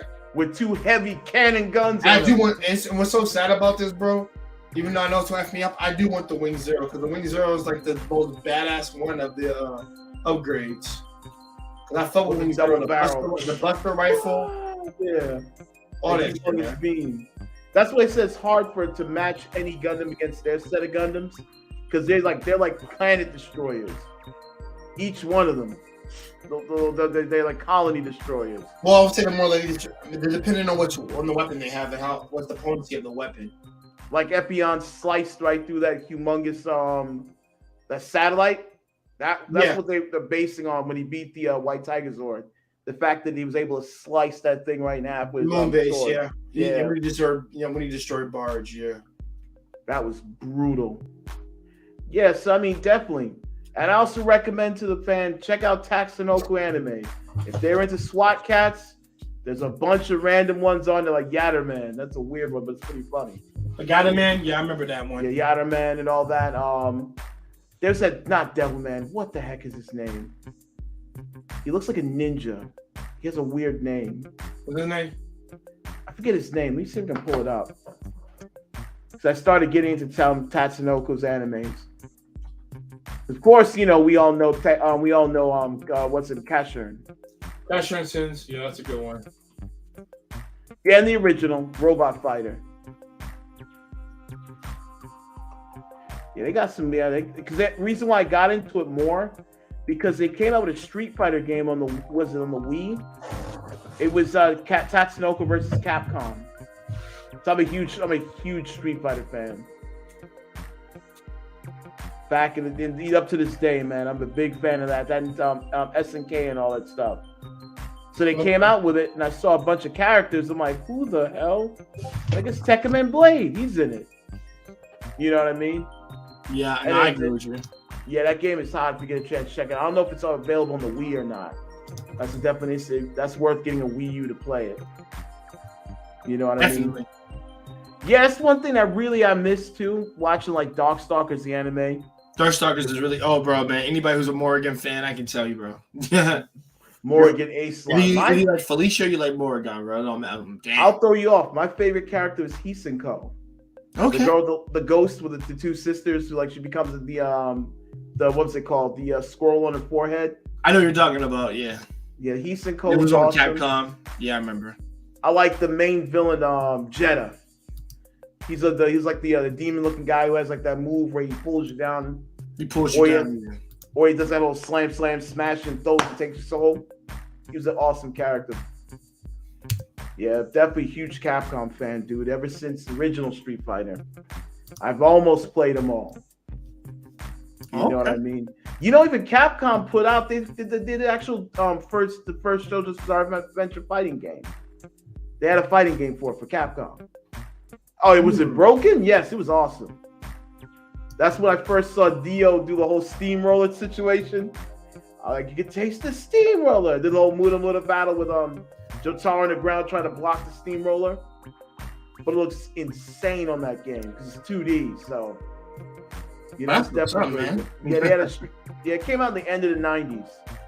It was JoJo's Bizarre Adventure. It had a little RPG mode in it too, which was really cool. Then I guess when I got into the anime, when I started reading the manga, Phantom Blood and all that. Then I popped when they came out, when they brought out this new one. I'm like, yes! Because they tried it before. They did a couple of OVAs. They've had one that had a bad translation. It was really bad. Then this new one came out and cleared it up. Yeah, this new one's been going strong. You know, of course they'd have changed some of the names due to copyright laws, like Steely Dan. They had to call them Dan of Steel or Lovers. You know, they changed the names because they're all like, because remember the guy who created it was a huge music fan. So, you know, all their characters, even Star Platinum, that's what's the name? Jotaro Stan. And also a song from David Bowie. Yeah, they have a lot of, like, you know, Deep Purple was Hermit Purple was supposed to be Deep Purple. Hell, the one with remember Giorno when he was getting chased by that one stand on, was it part 5? Yeah, the stand arrow. That was named after that was Black Sabbath. Black Sabbath, yeah. Yeah, there's a lot of badass names in there. That's one thing I like about the show. It got crazy in part 5 when Paul never stand when what's it called? When it did the whole what the hell is it called? Where he got injected by the stand got caught by the arrow. Oh, I know what you're talking about. That was insane. Yeah. That was pretty wild. I mean, I would say at some part it needed to happen, but it's like, yo, man, whenever these motherfuckers go on their goddamn journey, there's always gonna be some shit that one of them going to have to. One of them go through severe pain.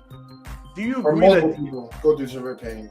Do you agree that the Diablo had the most craziest power next to like Kira and Dio? Diablo? Yeah.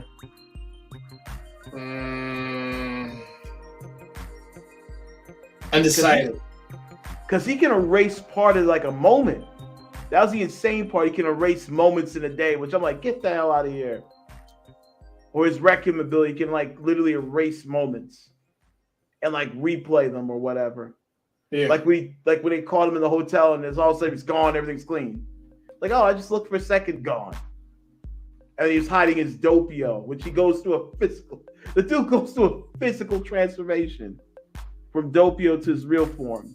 Which I thought, and he starts like ringing, picking up like random stuff and answering it. Mm-hmm. And his stand was acting as his true personality. That was freaking insane. And I will say this, I think before we I think I do want to go back to Zoe's, but I will say this. Stand users, like, they're very I do like the power system. I do like it. It's just a matter of like, you know, I don't really care for the villain or the weak aspect of it, but Oh yeah, like when it comes Kira. to the abilities are pretty cool. Another one bites the dust with Kira. Yeah, bites the dust. God damn, dude, that was like the best. It said, so you can't say anything. If they mention my name, they will, they'll die instantly. And then you'll replay and live that session again. It's brutal, man. My favorite one was when before he dies, Jotaro does the world, and he takes a deep breath, and he just let's start playing him eat him. Yuri. He's Yuri. Yeah. And he just punches him, and he was like, he just knocks his freaking teeth off. It looked like light for a second. The way he died was brutal, though. After that, and then he goes flying, and then his head comes off from the ambulance, and I was like, damn. Not a tire rolls this. I was like, oh, jeez. I would have looked away. I looked on their face when they was like, I know he was our enemy, but damn. Like he didn't have to go out like that. Yeah, bro. But then he deserved it. The Rohan, like he was our enemy, but like even then, it had to be done. Yeah, because I do like Rohan's ability. Rohan's ability I want. Oh yeah, we can like write different like aspects in your personality by opening your face like a page. Yeah, bro. You can literally Rohan's actually awesome. Like his ability because I'm an artist too. I like this is like that ability. Because I'm talking about stuff that will help me out throughout the day. Oh yeah, for casual use. I do like the one episode with the one girl who is falling for what's it with Axe with Reverb. What's his name? That was insane. She trapped him in the house. Yeah, and she was obsessed. I'm like, good God. Her stare was love the love. It's so crazy that she's high school student and Koichi looks smaller than that. And she was going crazy after him. Yo, they did a live action on that version. Part 5 did a live action. Yeah, they did. I remember that. Yeah, I saw that. The Jotaro didn't look too bad. I mean, no, the reason why they can do it because it's more slice of life. That's what it is. Yeah, exactly. They couldn't do part 3 of the. They technically can do Phantom Blood. You can get away with Phantom Blood. Okay. And Phantom Blood was screwed up. Dio was, good God. He got so mad that he burned Jonathan's dog alive. Yeah. Yeah, he was that savage. How about I punch this? Keeps coming back at me. When they were growing up, slightly, they were like college. Yeah, I remember that scene. Yeah, he played the when long he comes game. in, like, bro, when he comes in and starts beating his ass. Oh yeah, Dio. That was so funny, bro. Every time. And he called him with the thumb in the eye. I was like, what a dirty move. But then he had a harsh, because you could kind of have slight compassion for Dio in a way. I got no compassion for Dio. Yeah, after that, you're like, I'm done. No, bro, he killed the dog, bro. And then he killed his pop, so slowly tried. Well, technically messing with his girl, like, bro, you gotta die, bro. Whenever he's not gonna take her kiss from you. And she was so bad, she ran away. She used the dirty water and washed him out. Yeah, I ain't gonna lie, bro. Bro, that's wild, bro. I would kill you if you touched my girl, bro. Poor Jonathan, man. Jonathan went through it, dude. That's why I kind of hate the new era we in. If we do anything like that, that's considered sentence. I'm like, no, bro, you touched my girl, you're dead. Don't even dead. Yeah, the way he did, the way Dio did that, bro. Like, dude, back in the day, bro, we would kill you. Dude, me and my boys would do that. It's not just me. We would jump in too. Yeah. Like, yeah. Especially when he assaulted her like that, then smacked her when he was done. Exactly. But yo, Jonathan went. I couldn't laugh when you said that, but that was funny how you said that. His fact that when she was done, I was like, yo. I was like, damn, because she dissed him. He's like, what? He's like, you washed your mouth with the dirty water after I kissed you? Wow! I was like, God. Well, I don't know, because Jonathan was happy. That's the problem. Like, yeah, he was trying to stop all his happiness. Then he had to sit Danny. there. All I gotta say is poor Danny. That he had to sit through 8 years of that. Imagine he had to go through 8 years of playing nice with Dio, knowing this dude is up to no good. And then after that, he was trying to kill his dad and get the fortune. And then we get the mask on. Then he becomes truly who he was. And then we go on that insane ride with Hamon and everything. His Zoom punch. But those abilities were practical because he would dislocate his arm and stuff like that, or he could taps on the water and all that. I like that. But he died too soon. Oh, right, what's his name? Zappelli died. It depends on how the abilities are used and what you can use them for. That's what I always go back to. Utility and usage. Yeah, him and his boy, what's his name? I don't know how Star Platinum would ever help me in real life, so. Dude, all that did was break stuff. That's all I can think of. I kind of need something like that. Can help me, like, can you fast forward some shit or some shit? Or the world. Yeah, right. Instead of stopping shit, just be like, yeah. Remember, Jotaro had the best of both worlds. He could stop time and beat the shit out of everything in his way. Yeah, he could. Or he could elongate his fingers too. He had the hyper speed. Remember when Darby tried to cheat and he saw it crack? I was like, ouch. He's like, dude, I'm watching you in your cards. You better not pull a sleight of hand on me. When he got Joseph with that piece of chocolate, that was epic. He's like, He's like, look, there's a little chocolate at the bottom of the bottom of the cup, and he purposely put it there so it could be off balance. Yeah, that was brutal. That was a good one. That was a good game of chance. Mm-hmm. Yeah, Dio played the long game in that one by sending people after him, so he was fully strong. Then he happened to have let one of the prostitutes go, and now his son was born. Oh yeah, I remember that. Yeah, Giorno was born that way because he was draining girls, but one of them he just had his way with him, just kept it moving. Like, oh, see you later. Then she had a kid. Then Giorno had a rough life. That's the crazy thing. No, Giorno's actually a good though person. That's the crazy thing. It's a Joestar blood because he's in a weird situation. Dio have Joestar is what it is. Not even half, because remember, it's just the head.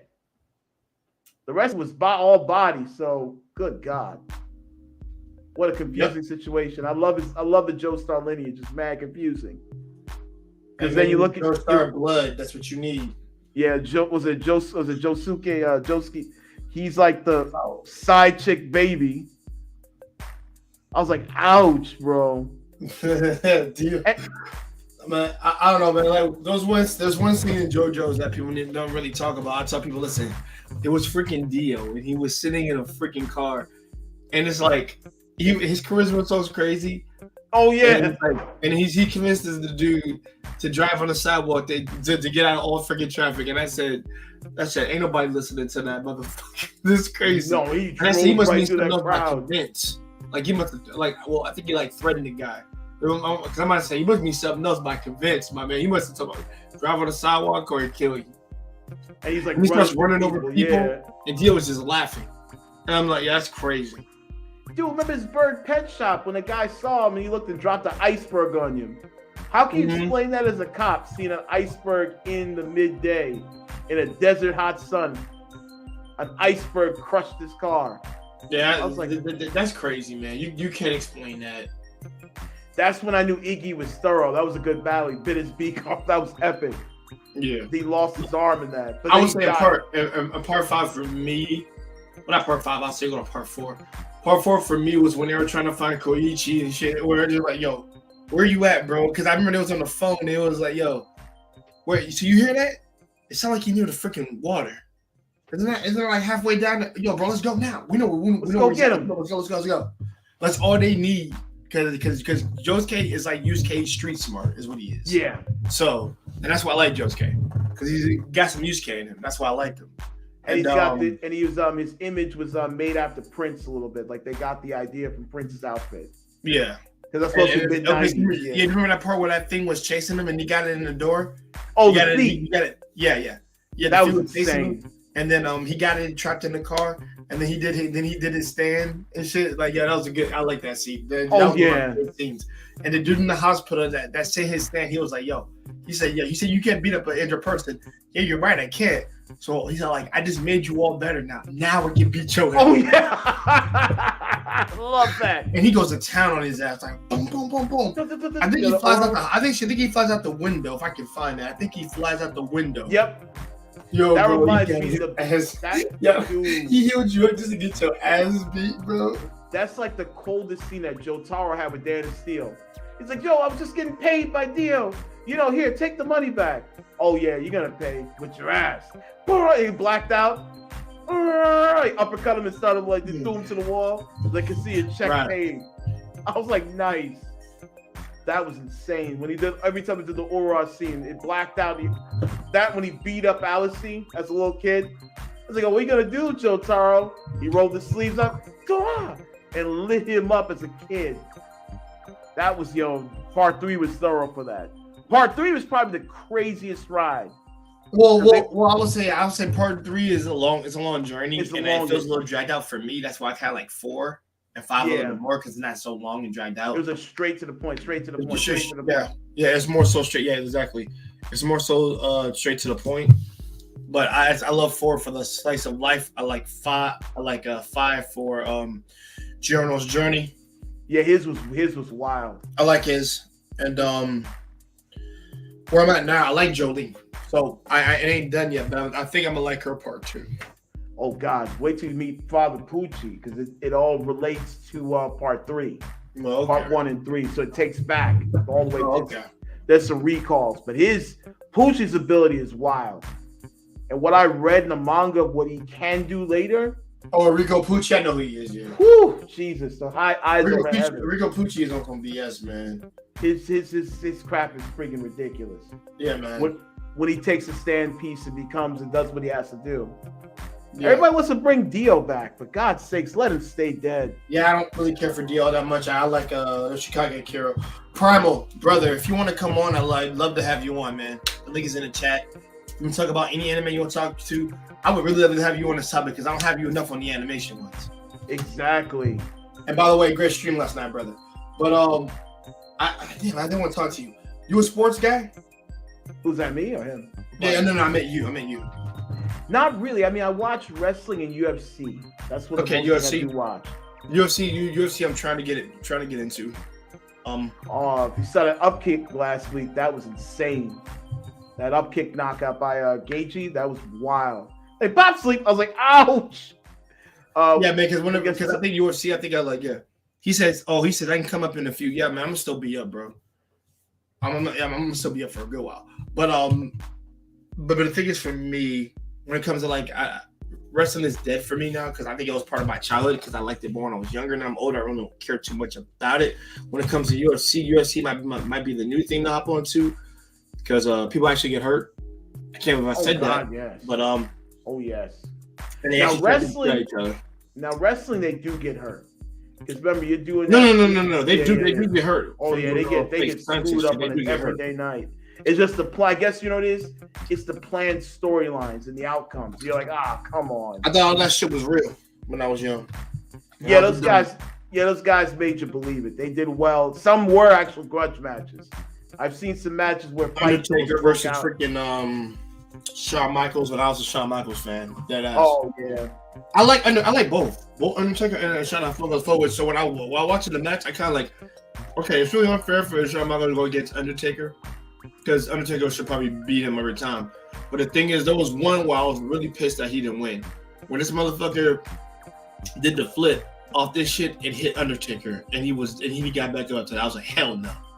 Shawn Michaels should have won that. Once I saw him do that flip, and he didn't move, bam, he got him on the table. I was like, it's over, bro. I've seen him do to Shawn Michaels. We choke slammed and he won the casket match. Mm-hmm. Choke slam off the top. That's what broke his back. I was like, I ain't gonna lie, man. We might go on the stream and check that out because I think I still have that stage somewhere because I gotta look it up. But it's the one match where he does the flip off the freaking thing, and they're like, oh hell no, he's not. Oh yeah, he called him a tombstone right into it. That was insane. And Undertaker did the tombstone. Yeah, that was his shit. Kane never did tombstone. I know that's Undertaker's move. Well, Kane did it, but it was Undertaker's patented move. It was his main go-to move more often than not. His finisher. It's more of the finisher than what it is. And that's why I said when he's getting ready to win or he needs to win, then he'll do that one out. And plus, I'll be honest, I always liked Undertaker more than Kane. Kane just had the outfit back in the day. He just had the outfit back in the day. But when it came to Undertaker specifically, that look was like the Crow to me. And I'm like, he just retired this year too. He had the Hall of Fame. He finally retired. Oh yeah, he's definitely gonna be a Hall of Fame wrestler. He just got inducted this year. That was sad though, because it was sad seeing him go, but he was getting too old. He was like the old gunslinger, man. He couldn't do it no more. Shawn Michaels, he's like walking kind of like funny because of all that. Hey man, from doing all those yeah. stunts or just doing all those moves, man, it can really put a toll on their body. Like I said, they do get hurt. Shit, they do get hurt. If you're That a part Shawn was Michaels real. fan, watch the match when he went against Hulk Hogan. He made Hulk Hogan look like a fool. I remember Hulk Hogan, bro. Like, damn, I was real young when those ones was out, bro. Dude, check it out now. This is him older against Hulk Hogan. He overacted it to make Hogan look like an idiot. It was Shawn Michaels he got the best acrobatics of the year for that match. That was epic. I mean, Shawn Michaels was very acrobatic, to be honest. Yeah. Bret Hart was acrobatic, but more Shawn Michaels. Shawn Michaels Bret- did like kicks. Brett was Shawn more Michaels used to do technical. roundhouse kicks. That's why I liked him. The super kick and everything. Where Yeah, like, where he comes out of nowhere. roundhouse. I was a big fan of who else? I was a huge fan of The Rock. Of the old We all school like wrestling, Rock. Stone Cold was our favorite. Stone Cold. Goldust. I don't think Goldust got any love from some people, but some people liked him. He's gotten better with age. Yeah, he aged well. Yeah, now he's like even better. Like he's still wrestling. He's in AEW. I would He's say doing great. Sting. I like Sting a lot. I wish I Dude, didn't see he's a lot dope. of his matches, but I saw like a good. He's still wrestling. He's on AEW now. Yes. Yeah, he's 62 years old doing front flips in the crowd. He should stop. Yeah, when he he's ends up in done. the carcass. Ric Flair's trying to make a comeback too. Ric Flair, He's stop. 73. Ric Flair, we don't need you back, bro. No, I don't need Ric Flair back. I don't need Ric Flair back. Woo! Come out of nowhere, chopping people. Get out of here, old man. That's Yeah, like he's trying saying to make a comeback. that's like saying I need McMahon back, and I don't want any of them old geezers back. Vince McMahon, Yeah, I don't need him back. dude, he came back at WrestleMania. He looks so old, dude. He looks mad old now. Bro, he's dying. No Yeah, offense. like he barely doesn't even have the voice anymore. It's like he's mumbling now. Like we talking about Vince McMahon. Get out of here. He's mumbling now. yeah, man. Yeah. Someone stop. Stone Cold wrestled his last match this WrestleMania. He actually went against Kevin Owens. It was a good match. He took a suplex on the ground in front of the crowd. I was shocked. Then he gave everybody their last stunners, and that's it for him. That was his life. He came back one last time. You can tell he's like, he hasn't done it in a while, and he's a little hurt. But he gave everybody one more match. He gave him one last one. Yeah, Triple H even put his boots in the ring. Triple He's H, done. yeah, I like Triple H when I was young. Yeah, he had a massive heart attack recently, and he's got a pacemaker. He can't do it no more. So yeah, he was forced to retire. Yeah, he had a bad heart. He had the Widowmaker, and he survived it. I mean, Yeah. Edge was one of those people who got injured really early.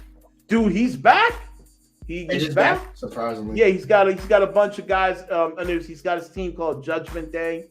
He's helping the youth out by having his own type of group now, which I think I applaud him. Even Christian's back, but he's not in WWE. He's in Christian. Oh, Christian, okay. Yeah, he's You in wish that AEW. Randy Orton had still laughed, but Orton's still there, dude. He's damn, all these dudes ain't leaving it. God damn. Orton's, he got the little mustache now. He's chilling now. He's got a little team called Arcade Bro. Oh Orton's man. still there. Cena came back, but he's doing Peacemaker. He's doing movies and stuff like that. He's like You the just Rock. quit like Batista and Rock. You just quit. Batista silently retired, but he's looking for one last run and then a Hall of Fame, and that's it. Batista's okay. Yeah, The Rock. Yeah, The Rock is gonna come back for next year's WrestleMania. Stop.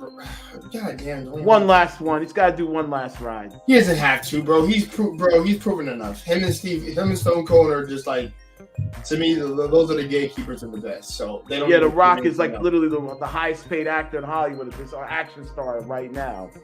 350 billion. He's worth a lot. else. That's crazy, man. I don't know why this dude just keep coming back. Dude, he's doing all these workout videos online. Like he's out there near 50 years old still lifting. He's doing his Crazy. Instagram videos. I have his Instagram. This was wild. He's always working out every day. You know what I mean? Okay. Hell, if they did the Full Metal Alchemist American movie, I want him to play Armstrong. The Rock. The Rock should play Armstrong. That would be epic. He's already Armstrong? playing. Yeah. That would be brutal if they have The Rock put Dwayne The Rock Johnson play Armstrong. For the American version. It'd be perfect. He's got the charisma. They got some stuff going on. Wrestling now, there's a lot of new faces. it's a young man's game now. A Yeah, lot of the older guys like Cena's now. that's what I Cena, said. yeah, Cena, Brock Lesnar, all them, they're the old guys now. That's how crazy it is. When you, by the time you're done, they're all the old guys. Like Lesnar had his last match at WrestleMania, so he's taking time off. Okay. Yeah, he's back. Even Paul Heyman's there managing the one wrestler, Roman Reigns. That's the guy from ECW. He's still there. Jim Ross is with AEW. Now, you can't front. He's who made the Attitude Era. His Jim announcing. Ross. Yeah. Yeah. Oh my God, that sadistic son of a bitch. He made you feel it. He sold the match. Can you feel it? Can you sense it? My Can God. you feel it? Yep. Oh my God. I got someone used it for an anime AFB. I was cracking up how they used it. No, that's fine, man. It's good. Now somebody did a while You take a back. little detour talking about that. That's cool. Oh hell yeah. Oh yeah, man, that's my childhood. So that's why I talk about it sometimes. I'm like, yeah. As I say, it's purely a child thing from what I remember, at least the stuff that I liked when I was younger. Or some of like the Wolfpack, used to like them. There's a lot of I gotta do it. Scott Hall died though. He just died. Yeah, man. recently, so he's gone. You know it, man. I remember that dude, yeah. Just to Yeah, see, see, bro. people, you know I'm a real wrestling fan because I remember all that shit, bro. Oh, you like WCW? Goldberg, Booker T, yeah. Diamond Dallas Booker T Page, was run. Buff Badwell. I'm On Buff. the ground. 1, 2, 3. Oh yeah, your boy. What's it? Scott Steiner. Yeah. Scott Steiner, baby, with his whiny voice, with his humongous muscles. The big bad booty daddy. I was a huge right. Dusty Rhodes fan. I'm a huge Dusty Rhodes. Oh, man. That's where I get that from when I come on stream. Like, oh, let me tell you, baby. Dusty Rhodes. Yeah, nobody knows. Goldberg, the last thing I saw him in, he was in a Flash episode. Who did he play in the Flash? Oh no, he was in prison. It wasn't like a big character. His character's name was Big Sir. Okay, so he played in falsely prison. accused to be in prison and he knew his dad. That's all it was. Not like they fought or whatever, but like they just knew each other. Helped his dad out. He could have played a character. That'd have been great. Because Batista was in Smallville. He played like an alien, like cannibalistic, or an alien that was eating humans. That was wild. Yeah. They had Kane play a Kryptonian. You know, that's stuff like yeah. Kane played a character in Smallville. Yeah, I did a Smallville stream, guys. I don't know if you knew, but I did do a Smallville stream. Oh, Me and crap. my man, Jay Bones, we did one, and we talked about the characters, the story a little bit, and then we told people why people should check it out to this day. They tried to world build as much as they could with what they had back then. They tried to literally world. Oh, it worked for me. I love Smallville, bro. How do you compare it to the CW now? Well, they're all canceled at this point, but how do you like the compare it to Smallville? I think Smallville is still the best. Hold on, wait, which one is the best? The best shows in Smallville at the time. Smallville, One Tree Hill. I'm forgetting one. Nikita was pretty good at the time, but yeah. I never even finished that series. I got the first 2 seasons when it was out on. Never finished it, and I needed to. Nice. Because I actually fucked with the fact that shows was part of an organization like Dark Angel series. Oh my God, that's Jessica Alba in the heyday, bro. Dude, everybody was watching Dark Angel and Fox. That was my girl, man. I love Jessica Alba, bro. Yo, she was one of my top 3s. Top 3. Wow. Dude, I was into Buffy the Vampire Slayer and Angel at that time. Yeah. I was a huge fan of those two. I liked Joss Whedon's work back then. You know, Joss Whedon made some good shit back in the day. Yeah, he may have his problems, but he's a good director. You know. Facts. You know, that was a good time for TV. Now it's like when you're younger, yeah. When you were young, it was a lot of fun. Nothing was forced, and you just had a good time with some of the classics. And yes, guys, I did watch Charm. I had nothing better to watch when I was up early as fuck. Well, I had a crush on Rose McGowan, so I watched it. Say what? I had a crush on Rose McGowan at the time. So bro, I had a freaking you should watch our stream we did when we talked about dude. I think we brought up like every freaking woman in like freaking existence in a TV show almost. And what's my girl? Alyssa Milano. Like that was my girl. I loved her. I remember from the chick that played Prue. I liked her too. Brandon Shannon. I liked her a lot. She was awesome. You know what's funny? The guy who played from Nip Tuck was in it. He played the demon. Actually, first of all, he was in Charmed, and then he was in Nip Tuck, and then that's what. And then he's in other stuff now. So I don't think I know him for iconic roles in general. Yeah. He played that demon that was married to Alyssa Milano's character. He had something, they trapped him in the basement. The one demon that goes against every other his own race of people, and because he fell for a witch is what it is. It always is what it is. But yeah, I mean, more often than not, you make OP children through shit like that, which is crazy. Kind of like Raven. To me, to me, it's more often like white lighters or like freaking angels. So therefore, you can make powerful. All you gotta do is just say it, guys. I'm 18, so F it. We can say it. I say I'm 18, but it's 18 plus stream, so I'm 30. And man, you have sex with a magical creature in your energy, then you can give birth to OP offspring with ability. Kind of like with Raven in DC with Raven. You're talking about Raven when she's born from she was just born from a human mother, but the demon of OP demons. That was an OP. That's the only difference. So you actually don't need it. There's not a hybrid with that, except that she's human, half demon. Her human side would be the weaker side of her. Yeah, she's a hybrid. She would be a hybrid, but not really hybrid in terms of being powerful. Powerful from her dad's power. That's really what it comes from. So you would say the same thing about Hellboy, though. Actually, if you had Raven and Hellboy, that'd be an OP ass child. Because Hellboy is the child of an angel and a demon. Like, you technically have two demons? Technically, it'll be really overpowered. Yeah, because Hellboy is a child of an angel and demon. She's a child of a father. Of a demon and a human. OP demon and a human. Of an OP demon. That's why I said it'll be more powerful. I only want to see that thing. That thing will be overpowered. I'll be like your boy Victor from Underworld. Anybody out there? The original Hellboy was awesome. I don't know what the hell everybody's talking about. The original Hellboy was awesome. Yeah, I enjoyed the original. Awesome. And I'm gonna say awesome. It was closer to the comic. It was closer to the comic. Yeah, the first one was closer to the comic. And the Golden Army, I didn't really care for much of, or that new one that came out. I never saw the new one because I knew it was gonna be bad. The new one tried to take it dark, but they had one character that was closer to the comic. The Asian dude, the Japanese character. He's an actual character in it. I kind of like the animated movies of Hellboy because I fuck with those heavy. Oh, those are great. Those are great, man. I remember the one where he had the sword. He's like, "Yo, you don't freaking understand. Like, I don't have to be a freaking devil like y'all niggas in order to be at peace. You guys are just fucking annoying." Exactly. That's all he said, and he slashed them up with that sword. That's another one because that was done by a Japanese studio who did that. For the first two. That was a great. Hellboy's a great one because that's Lovecraftian at the same time, and Lovecraftian stuff is fuck wild. Yeah. I think a lot of animes are inspired. I think that's where a lot of the tentacle demons come from. In a lot of animes, it might be Lovecraftian inspired. They have to be at this point. Yeah. Legend of the Overfiend. I'm joking. Legend of the Overfiend? Really? Oh God. No problem. Let me know when you come up, bro. I can blow your mind. But I think it was damn it, what? Because like I said, I watched a lot of them when I was young. There was a lot of good animated films. And guys, like I said, we're still talking about anime, even though we're talking about this. I remember you gotta check out those animated films. They're really good. When it came to some series that got adaptations, I was a fan of at the time. Damn, the darkest series I ever watched, like really, that's actually a fucking cartoon, was that Spawn shit.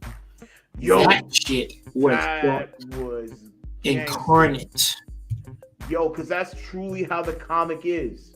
I think it was darker than the comic because the comic was dark, but that was the ice cream, the anime, Billy Kincaid.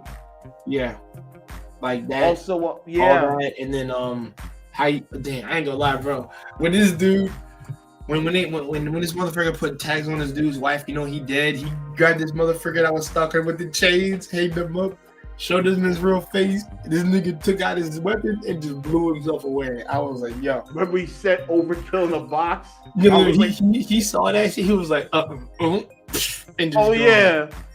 That was the scene when he said, I was like, yo, he's scared, bro. Like, he put real fear in these dudes. Remember the beginning scene? The guy got set on fire? You don't want to do that.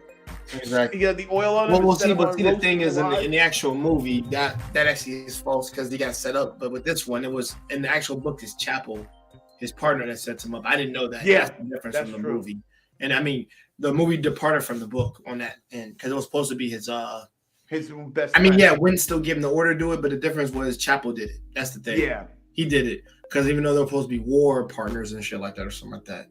Because that's why he said, yo, Chapel. He said, we're still partners, right? And he just X'd that nigga. And bodied, killed him, Exactly. and then set him on fire. I ain't gonna lie, man. There was one scene when this dude is I can't even say he's like literally in a strip club and he's like literally getting the call from Oh, the I'm dude. sorry. Oh, Yeah. that scene. Yeah, that shit. Yeah, that shit too. Sorry. But I like Climax. when we was talking and then this dude came up. He said he took out his knife and he cut his hand off. Like I was like, damn. Oh yeah, and he took the He gun. cut off- He he tried to cut grab the like girl 3 to 4 of his fingers off. I'm like, damn.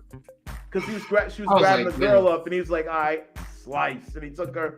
You come with me.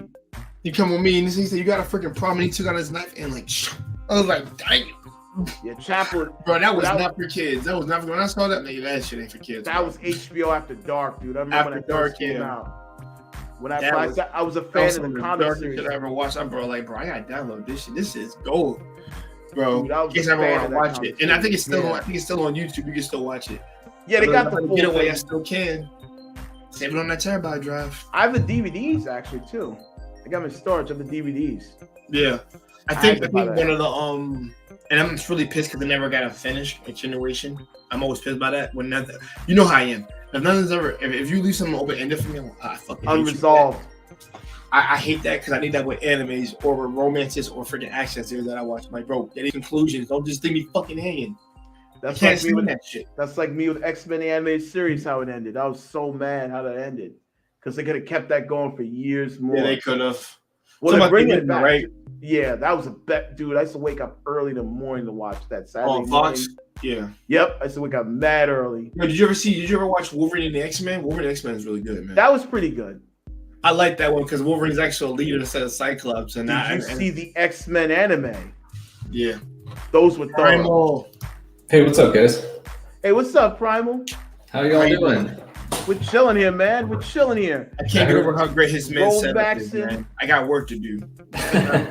really It's not hard, man. Like a couple lights at LED Walmart, lights. Target, and you strip them down to like the little baseboard or whatever, and you go get a few what are those like little puck lights, and you can just stick them right on your wall, and it's simple, man. A few other little accent lights. Get yourself an old school lava lamp. You know, you'd be all Oh, set bro, to go. I used to have a lava lamp when I was 14. Believe it or not. I was gonna say it had been a very long time. I had a little one, Damn. but like the motor died and I hadn't used it in a long time. I'm like, I'm gonna go get a new one. So I finally did Right. that the other day. So I'm just I ain't gonna lie, man. laughing. I used to love them lava lamps, man. Just because how they looked, and I just like the colors of the shit. That's all. The ones I see now that look kind of cool, I'm gonna have to pick up. Have you seen the jellyfish ones? Yeah. Oh, yeah, that's insane. Those look cool. I'm probably gonna have to grab. I might grab one of those tomorrow because I hadn't really seen them before, and then I finally saw that, and I was like, oh man, I'm gonna have to get one of those. So yeah, I'm laughing. I hear you all talking anime, and then I look over Deacon's shoulder there, and I see JoJo in the background, so I can tell Oh, he knows what path he's JoJo. at. Okay. Yeah. Okay, You gotta say Prime, I hi know to you know Jonathan. Say JoJo. hi to Jonathan. Hey, so don't ruin it too much for me because I just recently started JoJo because it was on Hulu for a long time. Yeah. Oh And yeah, I watched yeah, I have some watched too. the first, and it's kind of interesting because like it seems like they call the first two seasons like one season, I guess. Yeah, But yeah, whatever. So I watched continuation. the original arc of the vampire Blood. one. Yeah, and then yeah. and then I watched the second one with his grandson. Yeah, Battle Joseph. Tendency. Yeah. And I watched that on Hulu, and then I kind of forgot about it. I was like, oh, that was cool. And then I went to watch the next season, and Hulu didn't have the dub yet. So Netflix and Actually, I hate I'm Hulu not for that. Yeah. which I'm just like, like I liked it, but I wasn't liking it enough where I was gonna sit there and read subtitles all day. Like, I know some people are purists and maybe that's like subtitles are bad or whatever the You're case fine, may but be. that might be me to an extent. But the thing is, for me, and I guess because I've always liked, and I understand both arguments. For me, I do. Because I'm a 91 kid. I got hooked on some of the English stuff because some of the dubs weren't bad. Like, they actually cared about acting back in the day. But as we got older, people were just saying some lines in a book. And I'm like, I guess because I like English, I can actually read it, so it's not a problem. But I understand some people prefer to listen to it in their own native language, and for you, that's not a bad thing. If you want to listen to your own native language, that's cool. Although what I've heard is that a lot of the Japanese or original versions, a lot of these will be more graphic than some of the Americanized ones. Yes, like they'll cut content. They'll like if it was a bloody scene in the original OG version, America would do Japanese, that. then they'll like JoJo, cut they out did some of that. the like So that maybe that's a miss. But anywho, so I watched the first 2 seasons of it. I was like, yeah, that was cool. And then the third season on Hulu didn't have the dub, and I was like, I'll just wait. And then I found out I was scrolling through Netflix. I don't know, a couple of weeks ago. That's what I was gonna and say. now it's on Netflix, and now it's dubbed on Netflix, at least up to the point where I am. So I'm getting to the end of the 3rd season where there's like 5 dudes and they switched. I don't know why they switched though. They like in the first 2 seasons they had like the light Hammond or Harmon. The Hammond, Hammond. So they had that, and then they like did this big pivot, and nobody talked about it. They went away from like the hand-to-hand. Yeah, and then they got these like these and then spirits that the spirits basically that fight for them. Yeah. But I like it. I think it's a cool Book show. I tell you what, I saw Joe Turo is the main character in that one, right? I see him Right, on the poster in the But back. when it tells bitches to shut up. Yeah, That's but my- I like you know what my favorite character throughout this whole thing so far is Old Man Joseph. I think he's Old the Man one- Joseph. Yeah. Oh my God! Every Every time. Every- my and Oh they- my God! They make everything like so over the top in this iteration of it. Like somebody farts and he's like, "Oh my God!" It's just like the world's ending if somebody like spits or something. It's Or just him something saying that's "son of a bitch" is like, "Oh holy shit!" Every yeah, minute. so it's Right. been entertaining. I'm almost to I'm definitely getting to like the end of the season because they just now found the Dio? big bad. Yeah, they just found his place or his The hideout. his Yeah. hideout, his castle or whatever. It's like in Egypt. So they did this whole like Indiana Jones like Yep. we're gonna go from we gotta country to do all country this. and Yeah. so to it get was to the kind. It's been cool. I'll be curious to see how it finishes out, but I like seeing the part that I actually like seeing is the generational transfer. So you came Yeah. up with the OG Jonathan, right? And now and then it like kind of skipped a generation almost basically, and then it went to Joseph, and then now it's Joseph, and it kind of skipped a generation again, and now it's Joe Turo. Yeah. Is So actually it's kind of cool to see, but it's cool to see Joseph in the season after, and then from what I hear, Joe Turo in the next season kind of becomes like Joseph. Yeah, so he becomes like the adult, if you will. So it's kind of cool. So I've liked it a lot. I thought it's been a good series. And that second series, the second part of it with Joseph, I still my favorite character is probably Joseph. Like when he was a young man. God, yes. He was a Yeah, young man. sure. Yeah. Yeah, When he- with when the he was clacker like- balls and all that shit. Yeah, like that exactly. was hilarious. He's like Got a Spider-Man character, almost like Yeah. he jokes around with people, and he's like, "Yo, your next line is Yeah, you're gonna do like this like- next, and they're like, "What?" And then they're Remember he doing got it. And it's smacked hilarious by to me. Wamu and he fell on the floor and he kept rolling away and he looks back and he Yeah. keeps looking back and he's like in the train car. Yeah. He's awesome. I love how all the bad guys are like a musical band reference too. Yeah. There's a lot of references to like all the like rock stars Mhm. or like just like J-pop. like not J-pop, but, ACDC was a bad AC/DC. guy, and like Yeah. Yeah, it's Wamu, everything. and like all. And what was the big bad guy in that one? Cars. Cars. Was The that- guy was can that a just play on anything? adapt to anything. He's supposed to No, be but- Cars, the band. Is Yeah, there- Cars the band based off of. Oh, like based the off of- car, okay, yeah, okay. Yeah, That that's didn't what he even- was that didn't even based dawn on. on me. Yeah, so it just. I mean, hilarious there's a how lot of all these- classics from that. The from, REO yeah. Speedwagon or Willow. Yeah, I love the Speedwagon Foundation. Yeah, that- that, like, Speedwagon. Use your hammer, breathing Joseph. Breathe, Yeah. damn it, breathe. Yeah, right. And then what was the lady's name that was ended up, not to ruin it for anybody, that ended up being his mom? Lisa. Lisa. Like who comes up with, hey, Lisa, and you know what I mean? It's just. That's not a mom's name. That's a Yeah. that's a title. And then what was his best buddy's name? Caesar. Caesar. Yeah, Caesar. Yeah, I like and then- Caesar. Caesar. And then the guy from the original season that was like Caesar's grandpa, he was like, Yep. he taught the OG Jonathan how to like do the energy stuff. So Energy And shit. he, Yeah. he died a horrible death. Yeah, I know. Actually, Bro, he had both of them that died fight. Listen, brutal everybody deaths. knows this. He had that fight won, man. Like I said, he got cocky. That's what it was. It's all it was. He got cocky. So But is that- it's hard. It's really hard to be somebody with bubbles. I can't.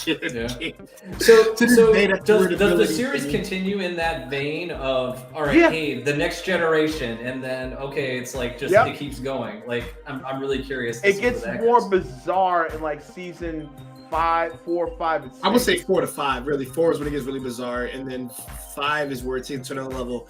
Now we're on where I'm at right now. I'm on 6, which is Jotaro's daughter. Okay. Jolene. Yo, The Jolene, picture right I there, the freaking love girl her. right there. Yeah. freaking love Jolene. So here's the other one. I don't I'm not like I don't watch a ton of anime, but that's the one I've been watching recently. The one before that was Attack on Titan. I watched. Yep. I watched. I know you a like lot- Attack on I Titan. watched I know a you like lot, that. a lot of that. I Woo! thought that was an awesome show. I Mhm. stopped up till where Netflix stopped having the dub version of it. Okay. Or maybe it was Hulu. I forget, one of the two. But Yeah, basically, Hulu's it the one, I like think it ends like episode 26, where they're starting to really ramp everything up. yeah, like you found out all this, like I don't, well, maybe not all the secrets, but you understand like why are these giant things around and what are they really? and how does Aaron that and work? Like, Historia. you Historia, kind of like yeah, start those to are- understand. Like that's where I got to with it. And then the only other one really before that was the classic Dragon Ball. Oh, of course. So, but I'll tell you what, like, I don't know, I must have been, I was doing some kind of search or it came up on my YouTube. And I lately, like, I'll watch these, people put out these like little 1 to 2 minute video clips of like Oh, just the a Dragon abridged Ball one. scene. What's that?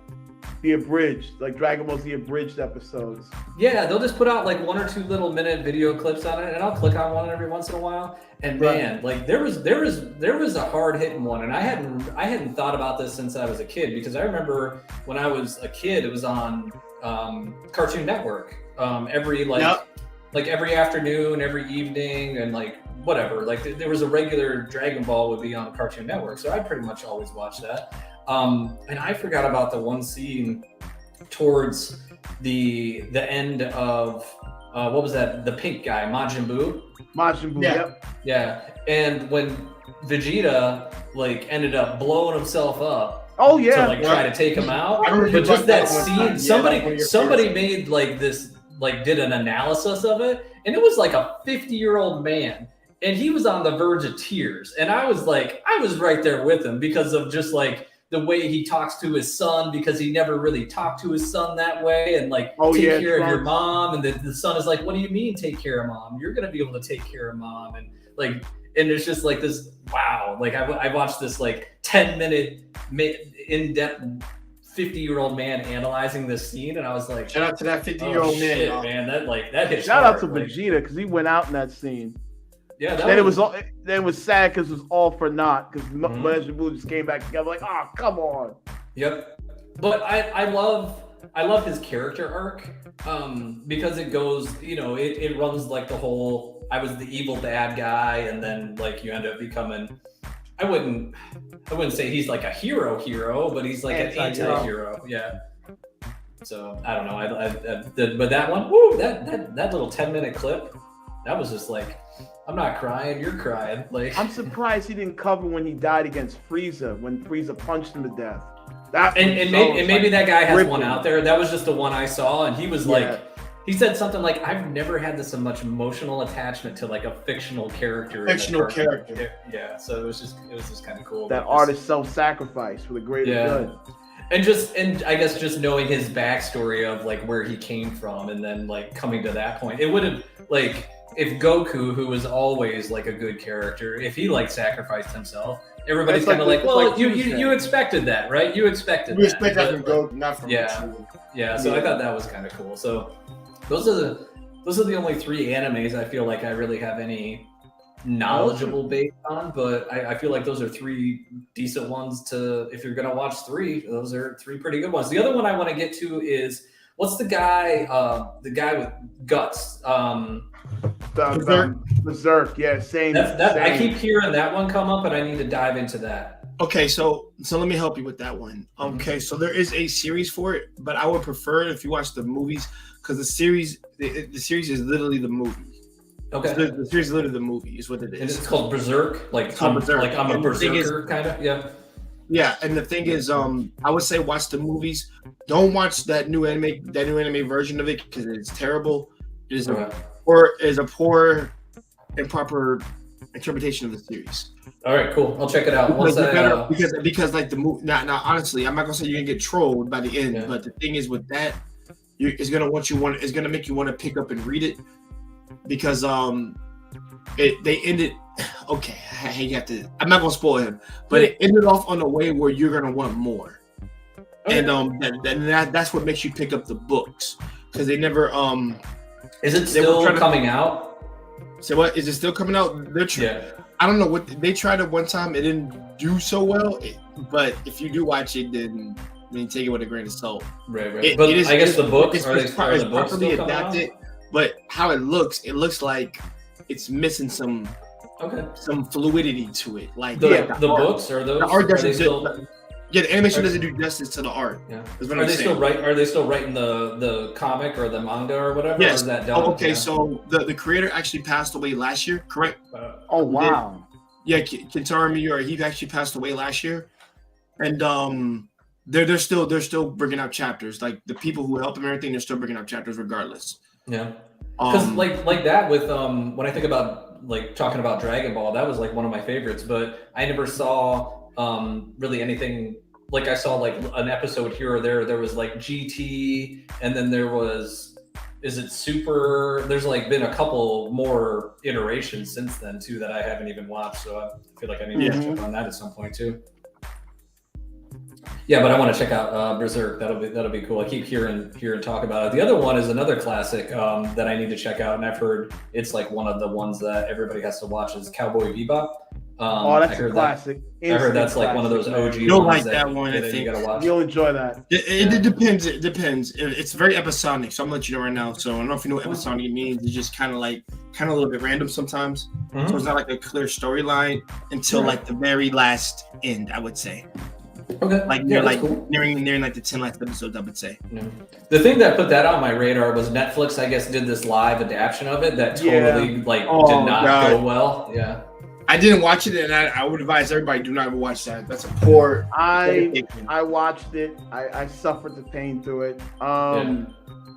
John Cho was fine as Spike. Is Whatever that like they the main did- character? Yeah, the main character. John Cho Yeah. was the main character. He did a good job. Everything else was kind of miscasted. It had like weird pacing. It was like they were trying to stuff too much of the anime into the show, so it threw it off by a lot. But they do a lot of nods, Mhm. and they screwed up one character, like they didn't show to the end, who's an integral character to the whole scene, to the whole crew. I mean, if you watch it, you watch it. I'll tell you not to, but if you want to, But I heard the original like animated version of it is very yeah, the anime was great. That Yeah. was a good one. Yeah. If you especially if you like jazz music and stuff like that, Mhm. that anime has a great soundtrack. Nice. Well, good stuff. That's What awesome what are you guys into watching right now? I feel like I could gain some knowledge from you. Of, Okay. Like, what, wait a second. I There was a should go clip first, of but I'm one. letting you go first. Go ahead. Well, I was gonna say there's this clip that I saw circulating the internet. It'll hit me. I don't know. It'll come back to me, but you guys keep going, and I'll ask Okay. if you know of it and it's any good. Okay. So Primal, what more are you interested? What type of genre are you interested in? I guess if there's something in that same realm as like if you're like, oh, you liked JoJo, you liked Dragon Ball, you liked Attack on Titan. If you like take those three and you were like, okay, this would be kind of something that you might like too. See, I want to recommend Grisaya to this man because the main character is military, and the thing is, his story doesn't come in until next season, and without having him to, I want to know what he thinks of could he deal? Okay, it's very psychological, and there is some action in it, but don't expect like people kicking somebody through the wall. Expect like regular More shooting, realistic. gun, Yeah. shooting, Yeah. snipering. Expect that. Yeah. What's it Um, called? It's called Grisaya of Eden. Grisaya? And then, so actually, let me, Deacon, let me get him a little into the series so I can help him out. Yep, definitely, bro. Yeah, because I definitely need to get people in this series because this is like mainly for adults because of the story and kids would never understand it. That's why it's not tailored for kids. It's more for 18 and up. So the main guy you start with, I'm dancing around it, but he was a former military sniper and he worked technically he goes by agent number 34 44. Okay. And the thing is, since he's so young, he wanted to experience a school life, a high school life. Okay. Now, granted, I promise you, this is not what you think it's going to turn into. It's not going to turn into some silly school bullshit. I promise you, it's not. Yeah, no. It's so the opposite of it. Now he goes to this. It's so funny, ironic. There's only 5 girls in the school, and he decided to go to a school where there's less crowded people. And the thing is, they don't know what he's all about, but he actually helps these girls with all 5 of their psychological problems. Okay. And here's to give you a hand. The mother of this one girl is trying to kill her because she took over her father's company. This might be a lesson for men to know. Rural times, and she tried to kill her husband's daughter. Oh, okay. And all of them have got some psychological trauma that they have all went through, and he helps clarify each one of theirs. And then after he gets done with theirs in season 1, you get his story, which is possibly, I'm not gonna lie, probably the best backstory or saddest backstory you can possibly think of a boy that even had to go through the shit that he went through. What happened with his parents, his sister, his mentor, everything. Now, Deacon, I did all that without having to spoil them because I'm not telling them the good stuff that happens because that's really when it comes in. His story comes in and you figure out what he is and then where it takes him at the end. You don't know if he's going to live or die. Okay. That's one of the ones where I was like, if he died, he's done enough. He's done enough. Yeah. He's done enough. It. What and it gets you the question about life and about what it's like to be in the military. Because by the way, he does join the military. That's not a secret. I just told you that. Yeah. You get to know what it did for him too. So I got a lot of lessons out of that series, and I was just like, damn. I like that. Yeah. What about the ones? Okay, I was trying to think of it. There's a superhero one. What you is mean it? My Hero Academia? My Hero Academia. No, it's there's this old man and he has a son. He's got you see a bunch of memes and he's like, don't make me teach you this lesson. It's like an older man. I say he's probably he looks like he's 40. He's got a big mustache and he's got you mean Invincible? Yeah, so that one I see a bunch of memes about. Okay. Have you watched that one? That's 8 episodes. You could actually binge that in a day. Is it good? Or half a day. My God, that was. It's on Amazon Prime if you have it. Okay. They have all the episodes, bro. Listen, right, everybody loves that. So it's like a one and done, or do they do more? There's gonna be another season. It's based on a comic series. It's a comic series. Hold on. Actually, I want to show Primal that because I actually have the freaking book. Okay, so I'll check that out because I keep seeing that one getting memed out there in the world. Especially the whole thing. Yeah. That one keeps getting memed. That's a big, thick ass comic, man. It's pretty good. So is that comic is that the entirety of it, or is there more? No. There's much more. It's much more, but I have 3. I have the complete series in these formats. It's 1, 2, 3. I have 3 of these. Okay. And that completes the whole series. And the thing is, that series is meant for adults.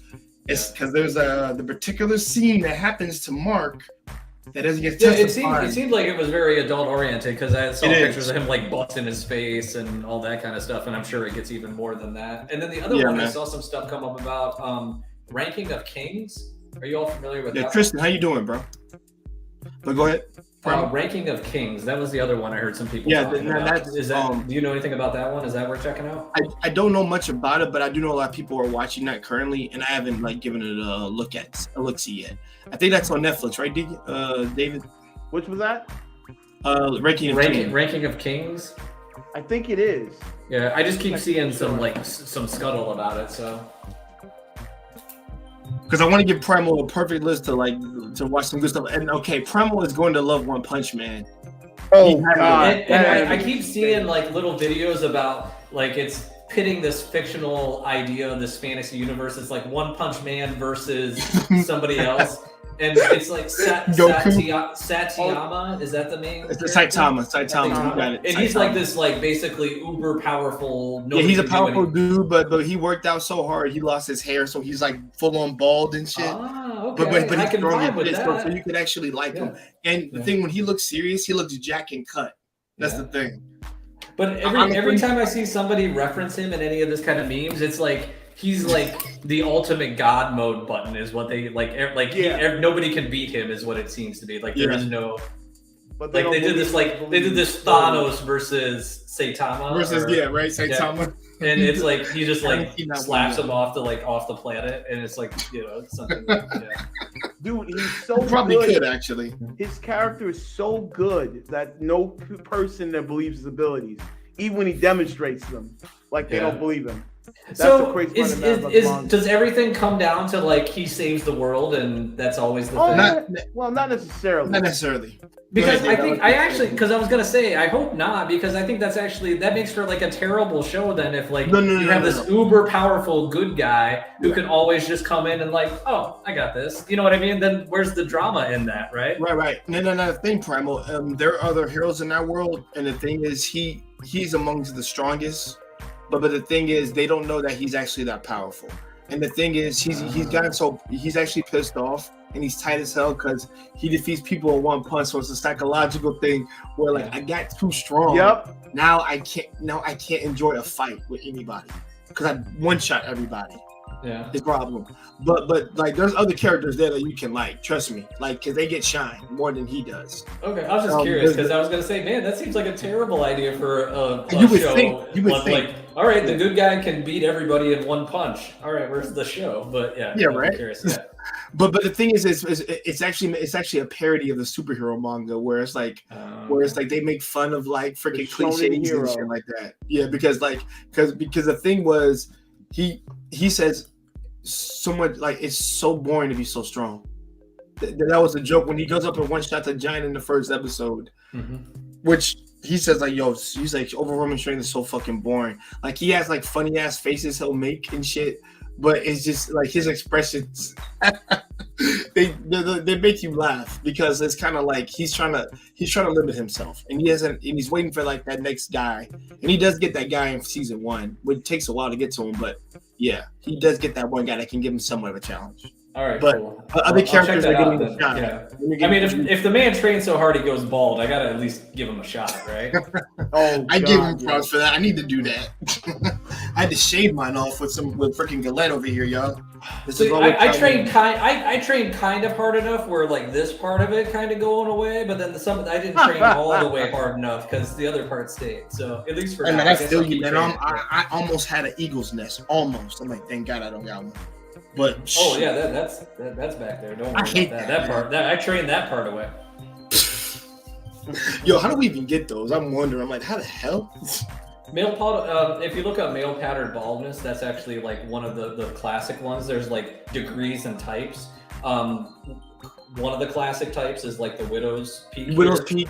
Yeah. Yeah, I know what and then the other classic one is that bald spot at the top of your skull, basically. So those are just classic patterns. So usually people, you'll start with maybe this and this going away, and then the rest will kind of go. Some people stop here, they'll be like, oh, and they keep the rest of it. Because you'll see a bunch of like older dudes running around that look like they got hair. But like if the wind blows, you'll see like that, the eagle's nest on the back of their head a little bit. So it is what it is.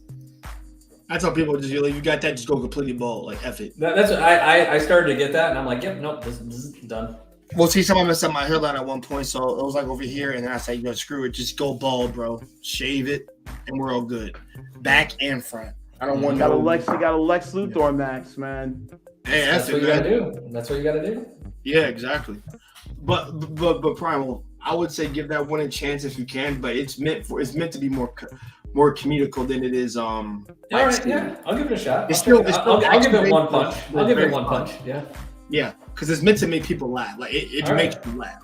Yeah, well, just the little clips made me laugh, like of him just like mopping the floor with everybody. So. And yeah, it was like he didn't like. It was like it was like he didn't even care. He was just like, all right. Yeah. Now you might like season 2 because you'll like the villain Garo. When he comes in, he's taking on everybody, bro. He's crazy. All right, You would yeah. love Garo. I think Primal would legit like Garo because Garo is freaking crazy, bro. Like I never liked the villain this much, man. This dude is just crazy. I love a good villain. A good villain is hard to find, Yeah, he really is. So just to help him out, especially if they have like a relatable backstory. Oh yeah. Yeah, he has a relatable one. The thing is for him, he always felt like the villain wasn't getting the benefit of the doubt, so he decided to act more like a villain instead of being a hero. Is what it was. Okay. Because and I can understand that because I'm like, yo, villains do kind of get shitted on. Similar in Marvel, and it's the same thing.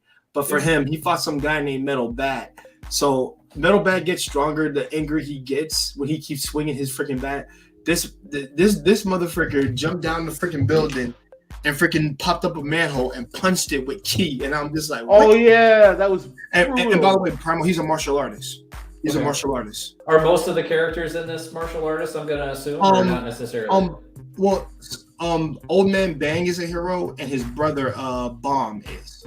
Bang and Bomb. And I'm guessing they're kind of like. Yeah, exactly. They trained Garo, or at least Bang trained Garo, and that's his apprentice. And he became warped from that. And then he just came around. He started going around attacking all these heroes, and he's like, "I don't care, dude. I'm gonna show that these dudes aren't invisible." And the monsters want to recruit him to his side, to their side. Okay. Because he was like, "Don't let the hero killer die. We need him. He's actually on our side." Is what it looks like. Even if he's not trying to join us willingly, we need you to keep him alive. Funny. Yeah, so like he's crazy, man. He punched a manhole at this dude. I was like, what? With ki. With ki, man. I was like, what? Once I saw that, I knew he was crazy. I'm like, okay, this guy's crazy, man. And not to mention he gets excited from fighting people who are a little bit stronger than him. So it's like the opposite Saitama. the One Punch Man guy that we mentioned, Saitama. He's actually, like I said, you'll like him more than you'll probably like Saitama, which is fair. Because I think I like Garo a little bit more. Yeah. Because he's crazy. Yeah, in a lot of shows, I end up liking some secondary character or not the main protagonist. I Same here. usually end up liking them more. Like for example, in the season of JoJo, like Jotaro's not my favorite character. I like him; He's not my he's a good favorite character. But Old Man Joseph is actually my favorite character, and he's like a secondary character. I would call him. Oh my god! Oh my god! Oh, Son of a oh my bee. god! I just love his overreaction to everything. Yeah, everybody does, man. Or when he got the magnetic episode was the worst with Mariah. Where him and Adval got stuck together. I saw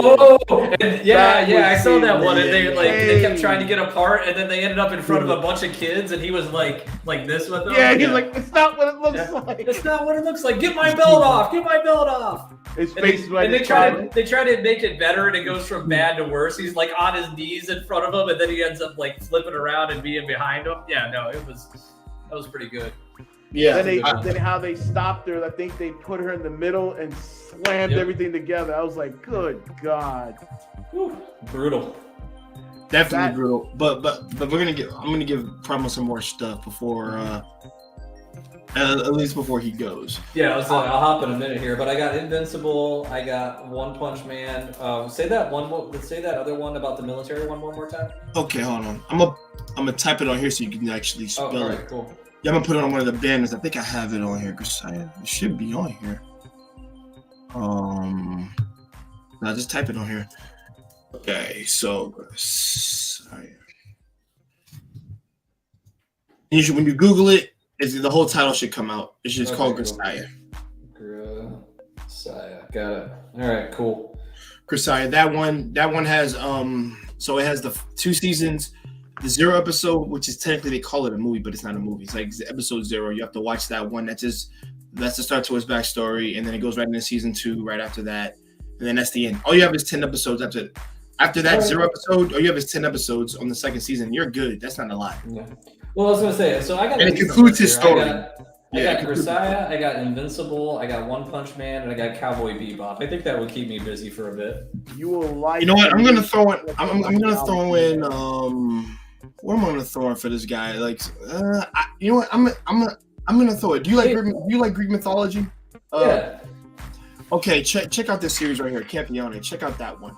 Okay. I got it. I want to listen. I want to start a wave to get people on Campione because Campione is very underrated, and the people really, really love it. When I've introduced it to them, they be like, "Yo, Jay, where's more? Like, where's season 2, bro?" That's the problem. Hey, you're gonna want more if I get you to watch this. Similar to One Punch Man, I've heard of that one before. There's another really popular one, Naruto. Oh, Is that one? Naruto. Naruto. Is that any good? That's a good one, but it's a lot of stuff. Like a lot of seasons. Yeah, a lot of seasons. I'm talking about like 10. You might take a year to finish it. Oh wow! If you take your time. If you take your time, it'll be a year. But it's a good one to check out too. It's a good one to check out overall because it's like silly and goofy at the start, but then it gets serious. And after that, is it like kung fu people with powers basically? No, there's like ninjas with powers. Ninjas with abilities. Is what they are. Yeah. Okay. Yeah, I mean, so I recommend Naruto, but. Yeah, it's not as long as One Piece. So you're better off taking Naruto. All right, because I don't even have to talk about Pokemon because that's always on in the background of my house anyway. My kids are always watching Pokemon. So my kids really like the Pokemon series. And hey man, shout out listen, everybody, shout out to Primal Kids, man. They on the right path. Well, I even got one of the Pokemon games and I was playing it with my daughter. She was having a blast. The Let's Go, like where you actually, you have the Switch controller and you got to like wave it at the screen. Catch them, yeah. She was all about that. She got her Eevee. She got her Eevee. Yeah. And see, those are really fun to play with kids, especially if you know what Pokemon is. That's why I said I would baby the hell out of my kids if they had any of the games. They like any of the games that I play with them. So yeah. Well, I remember having the like OG Pokemon Game Boy game. Oh, the Game Boy. Yeah, I remember the Game Boy. Yeah. That was my first game. That was one of the first like games I really distinctly remember having on Game Boy was Pokemon Yellow, the Pikachu one. Oh, the Pikachu. Pokemon Yellow. That was like one of the first games I think because I had like Tetris and Super Mario for like a long time, and those were basically the only 2 games. And then I got that Pokemon game. That was like one of the few Game Boy games I had way back when. So same here, man. I had I think I had Red. I had Red. Yeah, Pokemon Red with the old Game Boy. And then after that, I went from Game Boy to Game Boy Advance, and then I didn't get another Game Boy until SP. I wanted to play the games again. Isn't it crazy? I used to play nothing but the Pokemon games, really. Isn't it how crazy how durable those cartridges used to be? Like they were durable as hell. You can beat the hell out of those things, right? But nowadays, if you like take your Xbox disc and you accidentally drop it, you're like, oh no! Come on. Like that's honestly, I don't buy disc anymore. I just do everything digital. The only thing I'll do physical is Nintendo because they have actual like cards and cartridges. If it's on a CD, I've given up on CD like video games. I'll just download those. But if we got like little chips on the Switch, man, that I have right here. I stick to this. Is that a PS something? Vita. I love that, man. That's awesome. You got a Vita? Now, are those did they have the ones that had like a CD, but it was in a card? Yeah, or it pops up on here. This is the second model. Yeah. Where it's like a disc. It's actually going back cartridge based. Yeah. Now the PSP, the original model was disc based. Okay. The UMD discs, but the PSP Vita was a little different. They went right back to cartridges, and you can add like the memory cards to them. This one broke, and I kept this one, and I ended up getting another one. I got the first model. Because they don't make those anymore, do they? I'm guessing. No, heck no. I had to get the parts and stuff, but to fix it on my own. Yeah. So it was a pet project, and I ended up buying another one, and not both. And I play a bunch of like downloaded games, like the original Resident Evil 1, 2, and 3 on there. Cool. I have Strider 2, Street Fighter, the Alpha 3, and all that stuff. So I'm a big 2D fan. Yeah. Do you all get much into the games based on anime? Like, I downloaded. I haven't played it much, but there was a Dragon Ball Z fighter one, and I thought that looked cool. I downloaded. I didn't play it much, but I need to get to it. I have such a big backlog. Go ahead, Jay. But I have such a big gotta backlog. kill something right now. Oh yeah, don't let it get you, man. So are there like, would you say there's a particular game or two if you're like, oh, if you're a big fan of animation, that like you got to have these couple games? Is there anything that kind of tickles your? Me, I'm mostly Street Fighter. I'm mostly Street Fighter games. I'm also good at, I play what's it called, Tekken. I'm a big fighting game fan. Yeah, that's cool. Man. Which like also has an anime that's big. They made an animated movie, King of Oh, Fighters. cool. All the SNK stuff like King of Fighters and all that. That's old school. Oh God, I still play them. I like Also, of course, Resident Evil. You know, I'm a Mhm. big fan of Resident Evil. Silent Hill, which only had a movie, never had an anime come out for it. Gotcha. If I go back further, they had a Vampire D video game that came out for PS1. Mm-hmm. That was a huge fan Right. of. I beat it. It was based on the second movie. And of Okay. course, JoJo's Bizarre Adventure, because they have the PS2, PS1 had a fighting game. Okay. PS3 and Xbox had an RPG and Okay. a fighting game that came out for them called JoJo's Bizarre Adventure, Battlestar R, and they had one called Eyes Over Heaven. Okay. Where you play Which all the which characters. portion of it was it based on? All of them. The Oh, so battle you did one, like the whole thing? yeah, the battle one is a fighting game based on each character and each scenario. Eyes Over Heaven is based on a story involving all the characters from each part, including Oh, cool. parts 6, 7, and 8, or 6 and 7. Okay. Or 'Cause actually they just 7 haven't- and they just weren't out yet. Yeah. Yeah, they just finished 8 now. So if you see the arm of the guy who's standing about there, Okay. he would be part 8. The kid up there would be part 4. Okay. She's part 6. Okay. That's Jotaro's daughter. And part 5 would be Dio's son, The Gerono. blonde guy. Okay. Yeah, that'd be part 6. All right. So they have all those characters in one game. And it's pretty Interesting. insane. Yeah. All right. So they had to do some kind of warped reality, time Oh travel, God, whatever. it's it's so bizarre, but it's fun. That's the whole point, right? And it's an action game where you're fighting against people, but it's like kind of like, remember a game called Power Stone back then, where you can travel. It's one of those games where you can travel on a grid fighting each other using Okay. terrain area. That's how the game's based on. Oh, okay. Cool. You have like, you can run around, you can do 2 players, or you can play with a computer. It's a pretty good game. I'll have to check it out. Also, there's another one called J-Star's Victory or Jump Force. That's I've an heard of Xbox. Jump Force. That's like a mashup of like Dragon Oh my Ball, God. and Naruto, and Naruto, yep. yeah, One Punch Man, and like all that, right? JoJo's in it. You have Yeah. you play as Dio, Jotaro, and I believe what is his name? Because Dio, Jotaro, and somebody else. I Okay. think it's Palmer. You can play. They have a team of 3 of them. Okay. There's Cool. also Yu Hakusho. They have a lot in there too. All right. Yeah, I'll have to check that out because I saw like an ad for it, and it was like, it was who's the like suit? They have a guy with a straw hat. Who's the dude with the straw hat? He's like That's One Piece. One Piece. that One would be Piece. Okay. One Yeah. Piece. One Piece. Yeah. I recommend. It's a long-standing anime, still going on. Okay. Is that a like kind of another kung fu fighting type? Shonen thing? hero. They're using pirates. It's more of a Okay. pirate story where they all try to become a pirate king, and the main character is trying to become the king of all pirates. But he has a little band of merry friends, and they're fighting all sorts of superpowered enemies. Oh, cool, man. And the fact he can stretch, though, he eat this fruit called He's like the Gumby, right? Yeah. Think Goku is Gumby. Okay. Wait, where did Yeah. Jay go? I think he was killing whatever that was.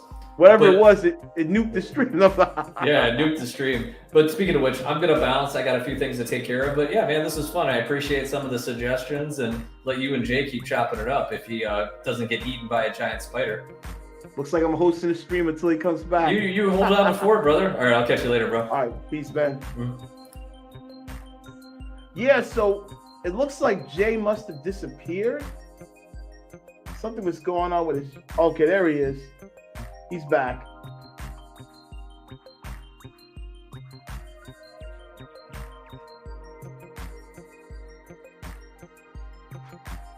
whatever was going on in the background, it took over the stream. It's getting hot in my apartment because I got this robe on for so long. I'm sitting here chopping it up.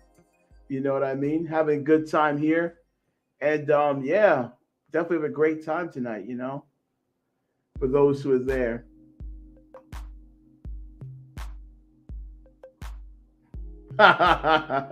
He said, I'm in charge. I'm going to start my computer.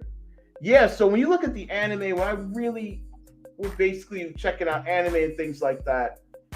Biggest fan of JoJo's Bizarre Adventure. I recommend it to all. If you have Netflix, you have a huge advantage because you get the actual dub version, which I would say because you get to actually enjoy all 5 seasons in all its English interpretation, unless you don't want to read at the bottom of the screen. Because I used to be like that. I used to like get mad. I'm not reading the bottom of the screen. And I started watching more of the dub versions. Now you do get some animes that have bad interpretations.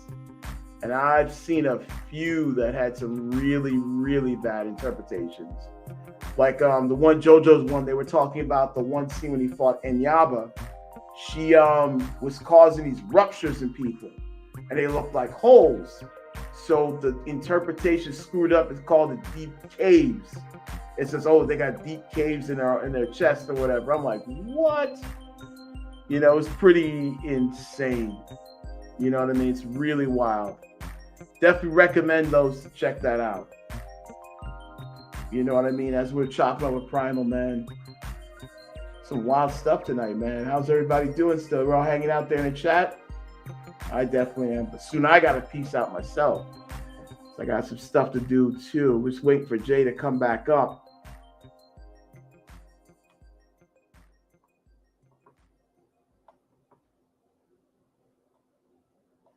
Let me check the main chat here. Marcus GVC, definitely, man.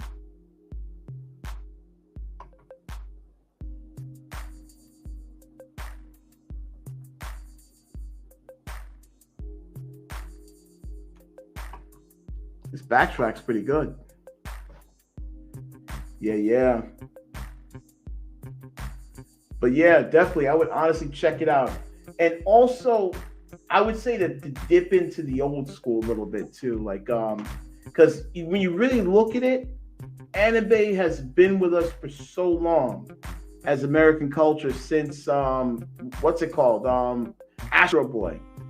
We've been watching Astro Boy. We've been watching G-Force, Go-Go 13, Pole Position. What else? Voltron. You know, Mighty Mouse to some extent. What else? There's a lot of them that were actual Japanese produced cartoons. You know, Japan has been a part of our culture. That's why the anime boom fits so well into society, society today and adapted so well. We've been used to it. Stunt Cats was made by the company of Solomon, Tatsunoko. They're the ones who made the anime. They're the ones who produced that show. Looks like Takashi's coming back, man. He's gonna drop in and drop the rose like Tuxedo Mask. I gotta play the guitar. I don't know if it's gonna sound right. See him jump in.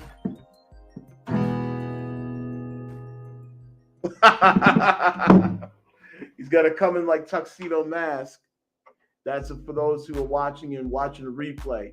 Tuxedo Mask was the love interest and kind of like the Green Ranger to Sailor Moon. He always came to save Serena's life, always.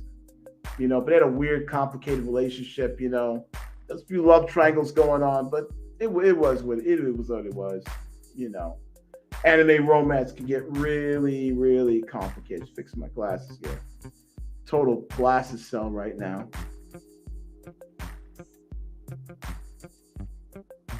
There we go. But yeah, definitely we got Jake Tosh coming back in a minute. I'm at a loss of words. I'm joking.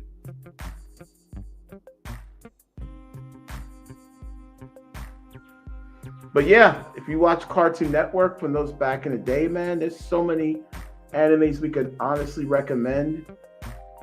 At the same time, me being a Capcom head, I loved a lot of games. Loved a lot of Capcom stuff, man. if it wasn't for Street Fighter and a lot of that stuff, I wouldn't have been really into anime as much.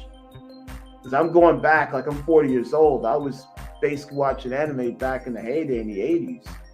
You know, it was part of us. Like freaking, what was it? Gatchman.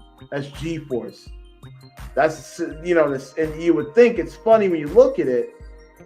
The Sentai series have been with us for so long. That was one of the major like animes back then. Heck, even my dad remembers G-Force, and he's like what in his 60s or hitting his 60s. He remembered watching that. You know what I mean? And I remember Voltron. There's some more that are wild, like Captain Harlock. That's an instant classic. Speed Racer. Jesus, man. They made a live action movie and adapted it to the point it was very close, but it was pretty insane. There's the man of the master plan. What's up, Jay? How are you guys? Sorry about that, guys. My internet did something stupid, so I had to restart it. Like, I don't know why it does it, but streaming, someone on streaming does that stupid shit. Hold on. All in all, guys, my man David here has to go. We have to go. It took a while, but people did finally show up. We got a conversation going. We had some anime night talk going for you. We got some recommendations. We'll do better. I'll do better next time to make sure that we get people on here, because I want this to be a regular every Monday if we can. So you know, like I said, we've already given down recommendations before. Check out our last stream and check out some of the stuff we talked about this stream a little bit. I should say you can skip the first 30 minutes of the stream if you want, because I'm a little bit myself. I was a little bit myself, but I was recommending things that you guys should definitely hear. But all in all, guys, thanks for joining us tonight. I appreciate it. To people who did show up, you know me, I don't do it for the subs or the views. I do it for the people who like anime, like myself, and also I do it because I want to. And I just need to, and remember, more often than not, it's about the message getting out, not about popularity. Because you know me, I don't care about sales. I just care about the message getting out. Mr. David Little, would you like to have any closing thoughts or remarks to anything tonight that you want to push out or sell? Well, I definitely would say give some closing remarks. It was an awesome stream. You know, it's at the same time, definitely brought some, you know, definitely Primal coming up. Shout out to him too. It was a great talk, man. I learn a lot every time I go to different streams all the time. So you definitely show, you know, especially with anime, that's one area I need to, you know, get even bigger in, because I've started staying with the old faithfuls. But believe me, I even plugged the channel, Jay Takashi right here, man. Definitely, if you need any anime recommendations, this is the man to go, man. He definitely knows his stuff. I'm just an old cell. I've been watching G-Force back in the day. Same here. I'm not saying go with you. Oh, yeah. Definitely much appreciated. I appreciate being on panel as well, Jay. Thanks for having me. No, thank you for being on, bro. I appreciate you. Thank you for making it more live. Like I said, I mean, I'd like to have you on as a regular, if anything, if you can. We can do it if we can do this every Monday, it'd be cool. Oh, definitely. And bring some visual aids. You know what I mean? Yeah. The thing is, I'll change it up. So, you know, try to get people. Hey, man, get the notebook, man. The notebook's undefeated, y'all. And guys, like I said, you know how we do. We wish you, you know, a good night. Bloody days, glory nights. I'm not gonna say glory nights, but peaceful nights. And never forget, peace and prosperity is what wins everything every day. For me, exactly. For people, and also for the working out that I did today. Jesus Christ. Hopefully I should feel better in the morning. But all in all, guys, we're gonna end down our outro. Peace, good night, and like I said, we'll see you guys later.